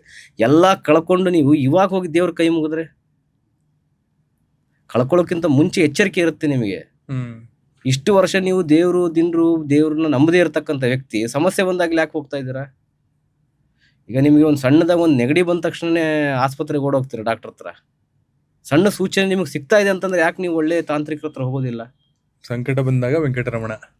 ನಿಮ್ಮಲ್ಲಿ ಪ್ರಶ್ನೆ ನೀವು ನೋಡಿದಾಗ ನಿಮ್ಗೆ ಸಣ್ಣ ಸೂಚನೆ ಕೊಡ್ತಾ ಇದೆ, ಯಾಕೋ ಈ 1 ವಾರದಿಂದ ನನಗೆ ಸರಿ ಹೋಗ್ತಾ ಇಲ್ಲ, ಅಥವಾ ನನ್ನಲ್ಲಿ ಏನೋ ಒಂದು ಗೊಂದಲ ಆಗ್ತಾ ಇದೆ, ಅಥವಾ ನನ್ನಲ್ಲಿ ಯಾವುದೋ ಒಂದು ನೆಗೆಟಿವ್ ಎನರ್ಜಿ ಬದಲಾವಣೆ ಆಗ್ತಾ ಇದೆ, ಅಥವಾ ನನ್ನ ವಿಕಾರತೆಯನ್ನು ಕಾಣ್ತಾ ಇದ್ದೀನಿ, ಆಕಾರದಲ್ಲಿ ಬದಲಾವಣೆ ಆಗ್ತಾ ಇದೆ, ಅಥವಾ ನನ್ನ ಬಾಯಿ ಕಟ್ ಆಗ್ತಾ ಇದೆ, ಎಲ್ಲೂ ಮುಖ ಎತ್ತಿ ಮಾತಾಡ್ಲಿಕ್ಕೆ ಆಗ್ತಾ ಇಲ್ಲ, ನನಗೆ ಏನೋ ಒಂದು ರೀತಿ ಅಳಕ್ ಆಗ್ತಾ ಇದೆ ಅಂತಂದ್ರೆ, ನೀವು ಹೇಳ್ಕೊಳಕ್ ಆಗ್ತಾ ಇಲ್ಲ ಅಂತ ನೀವು ಹಾಗೆ ಬಿಟ್ಕೊಳ್ತಾ ಬಂದ್ರೆ, ಅದು ವರ್ಷಗಳ ಕಾಡ್ತಾ ಇದ್ದಾಗ ಒಂದು ಸಣ್ಣ ಮುಳ್ಳು ನಿಮ್ಮ ದೇಹಕ್ಕೆ ಚುಚ್ಚಿದ್ರೆ ಅದು ವಿಷ ಆಗಿ ಪರಿವರ್ತನೆ ಆಗಿದ್ರೆ ನಿಮ್ಮ ದೇಹನೇ ಸುಟ್ಟಾಕತ್ತದು. ಯಾವ ರೀತಿ ಸತ್ತಾಗೆ, ನಾಳೆ ಸತ್ತಾಗತಾನೆ ದೇಹ ಸುಟ್ಟಾಕೋದು. ನಿಮ್ಮನ್ನು ಸಾಯಿಸ್ಲಿಕ್ಕೆ ಸಣ್ಣ ಮುಳ್ಳು ಸಾಕು. ಅವತ್ತು ಚುಚ್ಚಿರುವಂತ ಮುಳ್ಳನ್ನು ತೆಗಿಬೇಕು ಅನ್ನುವಂಥ ಪರಿಜ್ಞಾನ ನಿಮಗೆ ಬಂದಿಲ್ಲ ಅಂತಂದ್ರೆ, ಅರ್ಥ ಆಯ್ತಲ್ಲ? ಈ ಪ್ರಯೋಗಗಳು ಅಷ್ಟೇನೆ, ಮಾಡಿದಾಗ ಇಷ್ಟು ಸಣ್ಣದಾಗೆ ಇರುತ್ತೆ. ಯಾವಾಗ ನಿಮ್ಮ ದೇಹದ ಒಳಗಡೆ ಅದು ಇಂಜೆಕ್ಟ್ ಆಗ್ತಾ ಹೋಗುತ್ತಲ್ಲ, ಅದು ದೇಹ ಪೂರ್ತಿ ಆವರಿಸ್ಕೊಳ್ತಾ ಹೋಗುತ್ತೆ. ಆವರಿಸ್ಕೊಳ್ತಾ ಹೋದಾಗ ತಾನೇ ಯಾವಾಗ ನಿಮಗೆ ಎಚ್ಚರಿಕೆ ಬರೋದು, ಓ ನನಗೆ ನಾ ಇದನ್ನ ನಂಬ್ಕೊಂಡು ಇಷ್ಟು ವರ್ಷ ಕೂತ್ಕೊಂಡ್ಬಿಟ್ನಲ್ಲ, ಇಷ್ಟು ವರ್ಷ ಹಾಳು ಮಾಡ್ಕೊಂಡಲ್ಲ, ಈಗಾದ್ರೆ ಹೋಗ್ಬೇಕಂತೇಳಿ ಅವಾಗ ನೀವು ಪ್ರಾರಂಭ ಮಾಡೋದೇ ಸಣ್ಣ ಪುಟ್ಟ ಜ್ಯೋತಿಷಿಗಳ ಹತ್ರ, ಅಥವಾ ಸಣ್ಣ ಪುಟ್ಟ ಈ ಪುರೋಹಿತರ ಹತ್ರ, ಅಥವಾ ದೇವಸ್ಥಾನಗಳ ಹತ್ರ, ಇಂಥದ್ರ ಹತ್ರ ಹೋಗಿ ಮತ್ತೆ ಟೈಮ್ ವೇಸ್ಟ್ ಮಾಡ್ಕೊಂಡಿರ್ತೀರ. ಎಲ್ಲ ಕಳ್ಕೊಂಡ ಮೇಲೆ ಅವಾಗ ಯಾರೋ ಒಬ್ರು ಜ್ಯೋತಿಷರ ಹತ್ರ ಅಥವಾ ಪುರೋಹಿತರ ಹತ್ರ ಅಥವಾ ದೇವಸ್ಥಾನದಲ್ಲಿ ಎಲ್ಲ ಕಳ್ಕೊಂಡಾದ್ಮೇಲೆ ಒಬ್ಬ ತಾಂತ್ರಿಕರ ಹತ್ರ ಬಂದಾಗ, ಆಗ ಬಂದು ಕೇಳಿದಾಗ ಹೇಳ್ತೀರಾ, ಅಯ್ಯೋ ಇವ್ರನ್ನೆಲ್ಲ ನೋಡ್ಕೊಂಡ್ ಬಂದಿದ್ದೀನಿ ಗುರುಗ ಆಲ್ರೆಡಿ ಅಂತ ಹೇಳ್ತೀರಾ. ಉತ್ತರ ಎಲ್ಲಿ ಸಿಗ್ಬೇಕು ನಿಮ್ಗಾಗ? ಇಲ್ಲಿ ಕರ್ಮ ಅನ್ನೋ ವಿಷಯ ವರ್ಕ್ ಆಗಲ್ವಾ? ಅಂದ್ರೆ ಒಳ್ಳೆಯವ್ರಿಗೆ ಒಳ್ಳೇದೇ ಆಗುತ್ತೆ, ಕೆಟ್ಟವ್ರಿಗೆ ಕೆಟ್ಟದಾಗುತ್ತೆ. ನಾವು ಕೆಟ್ಟದ್ ಮಾಡಿಸಿದ್ರೆ ನಮಗ್ ಸುತ್ತ ಬಂದು ಮತ್ತೆ ಕೆಟ್ಟದೇ ಆಗುತ್ತೆ ಅನ್ನೋ ಕಾನ್ಸೆಪ್ಟ್ ವರ್ಕ್ ಆಗಲ್ವಾ? ಖಂಡಿತ ವರ್ಕ್ ಆಗೇ ಆಗುತ್ತೆ. ಈಗ ಕರ್ಮ ಅಂತಂದ್ರೆ ನೀವು ಇಲ್ಲಿ ಮಾಡಿದ್ದು ಇಲ್ಲಿ ಅನುಭವಿಸುವಂಥದ್ದು 100% ಆಗೇ ಆಗುತ್ತೆ. ಇವತ್ತು ನೀವೇನೋ ವಿಕೃತ ಮನಸ್ಥಿತಿಯಿಂದ ಇದೆಲ್ಲ ಮಾಡಿಸಿ ಒಬ್ಬನ ಮೇಲೆ ಜಯ ಸಾಧಿಸ್ತೆ ಅಂತ ಅನ್ಕೊಳ್ಬಹುದು. ಬಟ್ ಇದ್ರ ಕ್ರಿಯೆ ನಾಳೆ ನಿಮ್ಮ ವಂಶವನ್ನ, ನಿಮ್ಮ ಪೀಳಿಗೆಯನ್ನ ನಾಶ ಮಾಡೇ ಮಾಡುತ್ತದೆ. ಆದ್ರೂ ಕೆಲವು ವಂಶಸ್ಥರು ಅದನ್ನ ಪಾರಂಪರಿಕವಾಗಿ ಮಾಡ್ಕೊಂಡ್ ಬಂದಿರ್ತಾರಲ್ಲ, ಯಾಕೆ ಮಾಡಿಸಿದವ್ರ ಮನೆ ಹಾಳು ಅನ್ನೋ ಗಾದೆ ಮಾತೆ ಇದೆ. ಅಂದ್ರೆ ಅವ್ರ ಮನೇಲಿ ಆಗ್ತಿರುವಂತಹ ತೊಂದರೆಗಳನ್ನ ಬೇರೆ ಮನೆಗೆ ದೂಡದ, ಇಲ್ಲ ಅಂತಂದ್ರೆ ಅದನ್ನ ಮಾಡ್ಲೇಬೇಕು ಅನ್ನೋದು ಅವ್ರ ಕುಲಕಸ್ಬಾ? ಇಲ್ಲ, ಏನಾಗುತ್ತೆ ಅಂತಂದ್ರೆ ಕೆಲವೊಂದು ಮನೆಗಳಲ್ಲಿ ಕೆಲವೊಂದು ದೈವಗಳನ್ನು ವಶ ಮಾಡಿಟ್ಕೊಂಡಿರ್ತಾರೆ ಅವ್ರ ರಕ್ಷಣೆಗೋಸ್ಕರನೇ. ಇವತ್ತು ನನಗ್ ಗೊತ್ತು, ಇವತ್ತು ನಾನು ಒಬ್ಬನಿಗೆ ಏನೋ ಸಮಸ್ಯೆ ಮಾಡ್ರೆ ನಾಳೆ ಅದು ಕರ್ಮವಾಗಿ ಪರಿವರ್ತನೆ ಆಗಿ ನನ್ನ ಮುಂದಿನ ಪೀಳಿಗೆಗೆ ಸಮಸ್ಯೆ ಮಾಡುತ್ತೆ ಅಂತಂದಾಗ ಈಗ ನನಗೊಂದು ರಕ್ಷಣೆ ಬೇಕಾಗತ್ತಲ್ಲ. ಈಗ ನಾನು ಯುದ್ಧ ಕಾಲದಲ್ಲೂ ಶಸ್ತ್ರಾಭ್ಯಾಸ ಮಾಡ್ಲಿಕ್ಕೆ ಆಗಲ್ಲ. ಅದಕ್ಕಿಂತ ಮುಂಚೆನೆ ಏನೇನ್ ಆಗುತ್ತೆ ನಾಳೆ ನನ್ನ ಮನೆಗೆ, ನನ್ನ ಕುಟುಂಬಕ್ಕೆ, ನನಗೇನಾಗುತ್ತೆ ಅಂತ ಹೇಳಿ ಜನಗಳು ಏನ್ ಮಾಡ್ತಾರೆ, ಕೆಲವರು ಅವ್ರ ಮನೆಗೇನೆ ಅಂತೇಳಿ ರಕ್ಷಣೆಗಿಂತ ದೈವಗಳನ್ನ, ಯಕ್ಷಿಣಿಗಳನ್ನ, ಪ್ರಯೋಗಗಳನ್ನ ಮಾಡಿಕೊಂಡು ಅವರ ಮನೆಗೆ ಕಟ್ಟ ಹಾಕೊಂಡಿರ್ತಾರೆ, ದಿಗ್ಬಂಧನವನ್ನ ಮಾಡ್ಕೊಂಡಿರ್ತಾರೆ. ಆ ಮನೆ ಒಳಗಡೆ ಎಂಥದ್ದೇ ಪ್ರವೇಶ ಮಾಡಬಾರ್ದು ಅಂತೇಳಿ. ನೀವೇನೇ ಅವ್ರಿಗೆ ಮಾಡಿಸ್ಲಿಕ್ಕೆ ಹೋದ್ರೆ ನಿಮಗೆ ರಿವರ್ಸ್ ಆಗುತ್ತೆ. ಅರ್ಥ ಆಯ್ತಲ್ಲ? ನೀವು ಇಂಥ ವ್ಯಕ್ತಿ ಇವನೇ ಮಾಡಿಸ್ತಾ ಇದ್ದಾನೆ, ಕಣ್ಣು ಮುಂದೆನೆ ಇದ್ದಾನೆ, ಇಷ್ಟು ದಿನದಿಂದ ಮಾಡಿಸ್ತಾ ಇದ್ದಾನೆ, ಹೀಗೆ ಮಾಡಿಸ್ತಾನೆ, ಎಲ್ಲ ನಿಮ್ಗೆ ಗೊತ್ತಿರುತ್ತೆ. ಆದ್ರೂ ನೀವು ಹಂಗೇನು ಮಾಡ್ಲಿಕ್ಕೆ ಆಗಲ್ಲ. ಅರ್ಥ ಆಯ್ತಲ್ಲ? ನಿಮ್ ಕಣ್ಣು ಮುಂದೆ ಇದ್ದಂತ ವ್ಯಕ್ತಿನೇ ಅವನೇ ಹೇಳ್ತಾನಪ್ಪ ನಂಗೆ ನಾನೇ ಮಾಡಿಸ್ತಾ ಇದ್ದೀನಿ ಅಂತ ಹೇಳಿ, ನೀವೇನು ಮಾಡ್ಲಿಕ್ಕಾಗಿರೋ ಅಸಹಾಯಕ ಸ್ಥಿತಿಯಲ್ಲಿ ಜೀವನ ಮಾಡ್ತಾ ಇರ್ತೀರ. ಕೆಲವರು ಸಂಬಂಧಿಕರೇ ಮಾಡಿಸ್ತಾ ಇರ್ತಾರೆ. ಖಂಡಿತವಾಗ್ಲು ಇದನ್ನ ಪ್ರಯೋಗ ಮಾಡಿಸುವಂತವ್ರು ಮೂರನೇ ವ್ಯಕ್ತಿ ಯಾರು ಇರೋದಿಲ್ಲ, ಮನೆಯವರೇ ಆಗಿರ್ತಾರೆ ಕೆಲವೊಮ್ಮೆ. ಇವತ್ತು ಎಷ್ಟೋ ಜನ ಆಸ್ತಿಗೆ, ನಾನು ಹೇಳಿದ್ನಲ್ಲ, ಆಸ್ತಿಗೆ ಪ್ರಯೋಗದ ಮುಖಾಂತರ ಪಡ್ಕೊಳ್ಬೇಕು. ಇವತ್ತು ಕೋರ್ಟು ಕೇಸಿಗೆ ಅಂತ ಹೋದ್ರೆ ನೀವು ವರ್ಷಾನುಗಟ್ಲೆ ಅಲಿಬೇಕಾಗತ್ತೆ. ಅದೇ ಇಂಥ ಪ್ರಯೋಗಗಳು ಮಾಡಿ ಹಾಕಿದ್ರೆ ಗೊತ್ತಾಯ್ತಲ್ಲ? ಈ ರೀತಿಯಾಗಿ ಇಂಡೈರೆಕ್ಟ್ ಆಗಿ ಅವರ ಉದ್ದೇಶಗಳನ್ನ ಈಡೇರಿಸ್ಕೊಳ್ಳೋಗೋಸ್ಕರವಾಗಿ ಅವ್ರು ಇಂಥ ಕ್ರಿಯೆಗಳನ್ನ ಮಾಡ್ತಾ ಹೋಗ್ತಾರೆ. ಇಂಥ ಕ್ರಿಯೆಗಳು ಮಾಡ್ತಾ ಹೋದಾಗ ಏನಾಗುತ್ತೆ ಅಂದ್ರೆ ರಿಸಲ್ಟ್ ಸಿಗ್ತಾ ಹೋಗುತ್ತೆ. ಈಗ ನಾನು ಹೇಳಿದ್ನಲ್ಲ, ಈಗ ನೀವು ಜಡ್ಜ್ಮೆಂಟ್ ಕಾಯ್ಲಿಕ್ಕೆ ಸುಮಾರು ಇವತ್ತು ನೀವು ನೋಡಿದಾಗ 10 ವರ್ಷ, 20 ವರ್ಷ, 50 ವರ್ಷ ತಾತನ ಕಾಲದಿಂದನೂ ಇನ್ನೂ ಜಡ್ಜ್ಮೆಂಟ್ ಸಿಕ್ಕಿರೋದಿಲ್ಲ. ಅಂತ ಸಮಸ್ಯೆಗಳನ್ನ ಹೇಗೆ ಬಿಟ್ಕೊಂಡು ಕೂತ್ಕೊಳ್ತೀರಾ? ಬಹುಶಃ 100 ಜನ ಬಂದ್ರೆ ನಿಮ್ಮ ಹತ್ರ ಎಷ್ಟು ಜನ ಸದುದ್ದೇಶದಿಂದ ಬರ್ತಾರೆ, ಎಷ್ಟು ಜನ ದುರುದ್ದೇಶದಿಂದ ಬರ್ತಾರೆ? ಅದು ಆಗಲ್ಲ. ಏನಾಗುತ್ತಂದ್ರೆ ಒಂದು 60 ಭಾಗ ಕೆಟ್ಟದೇ ಮಾಡ್ಬೇಕಂತಾನೆ ಬರೋದು ಇವತ್ತಿನ ಕಾಲದಲ್ಲಿ. 50 ಭಾಗ ಅಂತ ಹೇಳ ನಾನು, 60ರಿಂದ 70 ಭಾಗ ಕೆಟ್ಟ ಉದ್ದೇಶ ಇಟ್ಕೊಂಡೇ ಬರೋದು. ಬಟ್ ಇನ್ನು 40 ಭಾಗ ನರಳಿರುವಂತ ಜನಗಳೇ ಬರೋದು. 40-50 ಭಾಗ ಏನಿದ್ದಾರಲ್ಲ, ಅವರು ಶಾಶ್ವತವಾಗಿ ನರಳಿ ಇನ್ನೇನ್ ನಾನು ಸಾಯ್ಬೇಕು, ನನ್ನ ಕೈಲಿ ಆಗೋದಿಲ್ಲ ಅನ್ನುವಂಥ ವ್ಯಕ್ತಿಗಳೇ ಕಡೆಗೆ ನಮ್ಮ ಹತ್ರ ಹುಡ್ಕೊಂಡು ಬರುವಂಥದ್ದು. ಅಂಥವ್ರಿಗೂ ಸಹಿತ ನಾವು ಎಲ್ಲ ರೀತಿ ಪರಿಹಾರಗಳನ್ನು ಮಾಡಿಸಿ ಇವತ್ತು ಎಷ್ಟೋ ಜನ ನಮ್ಮನ್ನು ನಂಬಿಕೊಂಡು ಅಥವಾ ನಾವು ಕೊಟ್ಟಂಥ ಪರಿಹಾರಗಳನ್ನು ನಂಬಿಕೊಂಡು ಇವತ್ತು ಆ ದೇವಿ ಆಶೀರ್ವಾದದಿಂದ ಚೆನ್ನಾಗಿದ್ದಾರೆ. ಸೊ ಈ ಕೈಮದ್ದು ಹಾಕಿದ್ದಾರೆ, ಇಲ್ಲ ಬೇರೆ ರೀತಿ ಅಂದ್ರೆ ಕೂದಲು, ಉಗುರು, ಬಟ್ಟೆ, ಈ ರೀತಿ ಬ್ಲ್ಯಾಕ್ ಮ್ಯಾಜಿಕ್ ಮಾಡಿದ್ದಾರೆ ಅಂತ ನಿಮ್ಮ ಹತ್ರ ಬಂದ್ರೆ ಅದಕ್ಕೆ ಪರಿಹಾರನೂ ನೀವು ಕೊಡ್ತೀರಾ? ಖಂಡಿತ. ಈಗ ಏನಾಗುತ್ತೆ ಅಂತಂದ್ರೆ ಪರಿಹಾರ ಮಾರ್ಗ ಅಂತ ಏನಾಗುತ್ತೆ, ಈಗ ನೀವು ಕೇಳ್ತೀರಾ ಪರಿಹಾರ ಹೇಳ್ತೀರಾ ಅಂತ ಹೇಳಿ, ನಾನು ಪರಿಹಾರ ಹೇಳ್ಬೋದು, ಇಲ್ಲ ಅಂತಲ್ಲ. ಏನಾಗುತ್ತೆ ಅಂತಂದ್ರೆ ಕೆಲವೊಬ್ಬರಿಗೆ 1 ತಿಂಗಳಿಂದ ಆಗಿರುತ್ತೆ, ಕೆಲವೊಬ್ರಿಗೆ 6 ತಿಂಗಳಿಂದ ಆಗಿರುತ್ತೆ, ಕೆಲವು ವರ್ಷಗಳ ಕಾಲನೇ ಆಗಿರುತ್ತೆ. ಈಗ ಇವ್ರಿಗೆಲ್ಲರಿಗೂ ಒಂದೇ ಪರಿಹಾರ ಅಂತ ಹೇಳಲಿಕ್ಕೆ ಆಗಲ್ಲ ನಾವು. ಈಗ ಏನಾಗುತ್ತೆ ಅಂತಂದ್ರೆ ಜನರಲ್ ಆಗಿ ನಾವು ನಿಮ್ ಮುಂದೆ ಮಾತಾಡ್ತಾ ಇದ್ದೀವಿ, ಕ್ವಶನ್ ಹೇಳ್ತಾ ಇದೀರಾ, ಉತ್ತರ ಕೊಡ್ತಾ ಇದೀರ ಅಂತಂದಾಗ ಜನ ಎಲ್ಲರೂ ಅದನ್ನ ಮಾಡ್ಕೊಳ್ಳೋ ಪ್ರಯತ್ನ ಮಾಡ್ಬೋದು. ಒಂದು ಪರಿಹಾರ ನಾನು ಹೇಳ್ತೀನಿ ಅಂತ ಅನ್ಕೊಂಡ್ರೆ ಅದನ್ನ ಮಾಡ್ಕೊಂಡಾಗ ಏನಾಗುತ್ತೆ ಅಂದ್ರೆ ನನಗೆ ಯಾಕೆ ಪರಿಹಾರ ಆಗ್ಲಿಲ್ಲ? ಪರಿಹಾರ ಯಾವತ್ತೂ ಸಾಮೂಹಿಕ ಪರಿಹಾರಗಳನ್ನು ತಗೋಬೇಡಿ. ಸಾಮೂಹಿಕ ಪರಿಹಾರ ತಗೊಳ್ಳೋದ್ರಿಂದ ನಿಮ್ಗೆ ಯಾವುದೇ ರೀತಿಯಿಂದ ಅದರಿಂದ ಪರಿಣಾಮ ಆಗಲ್ಲ.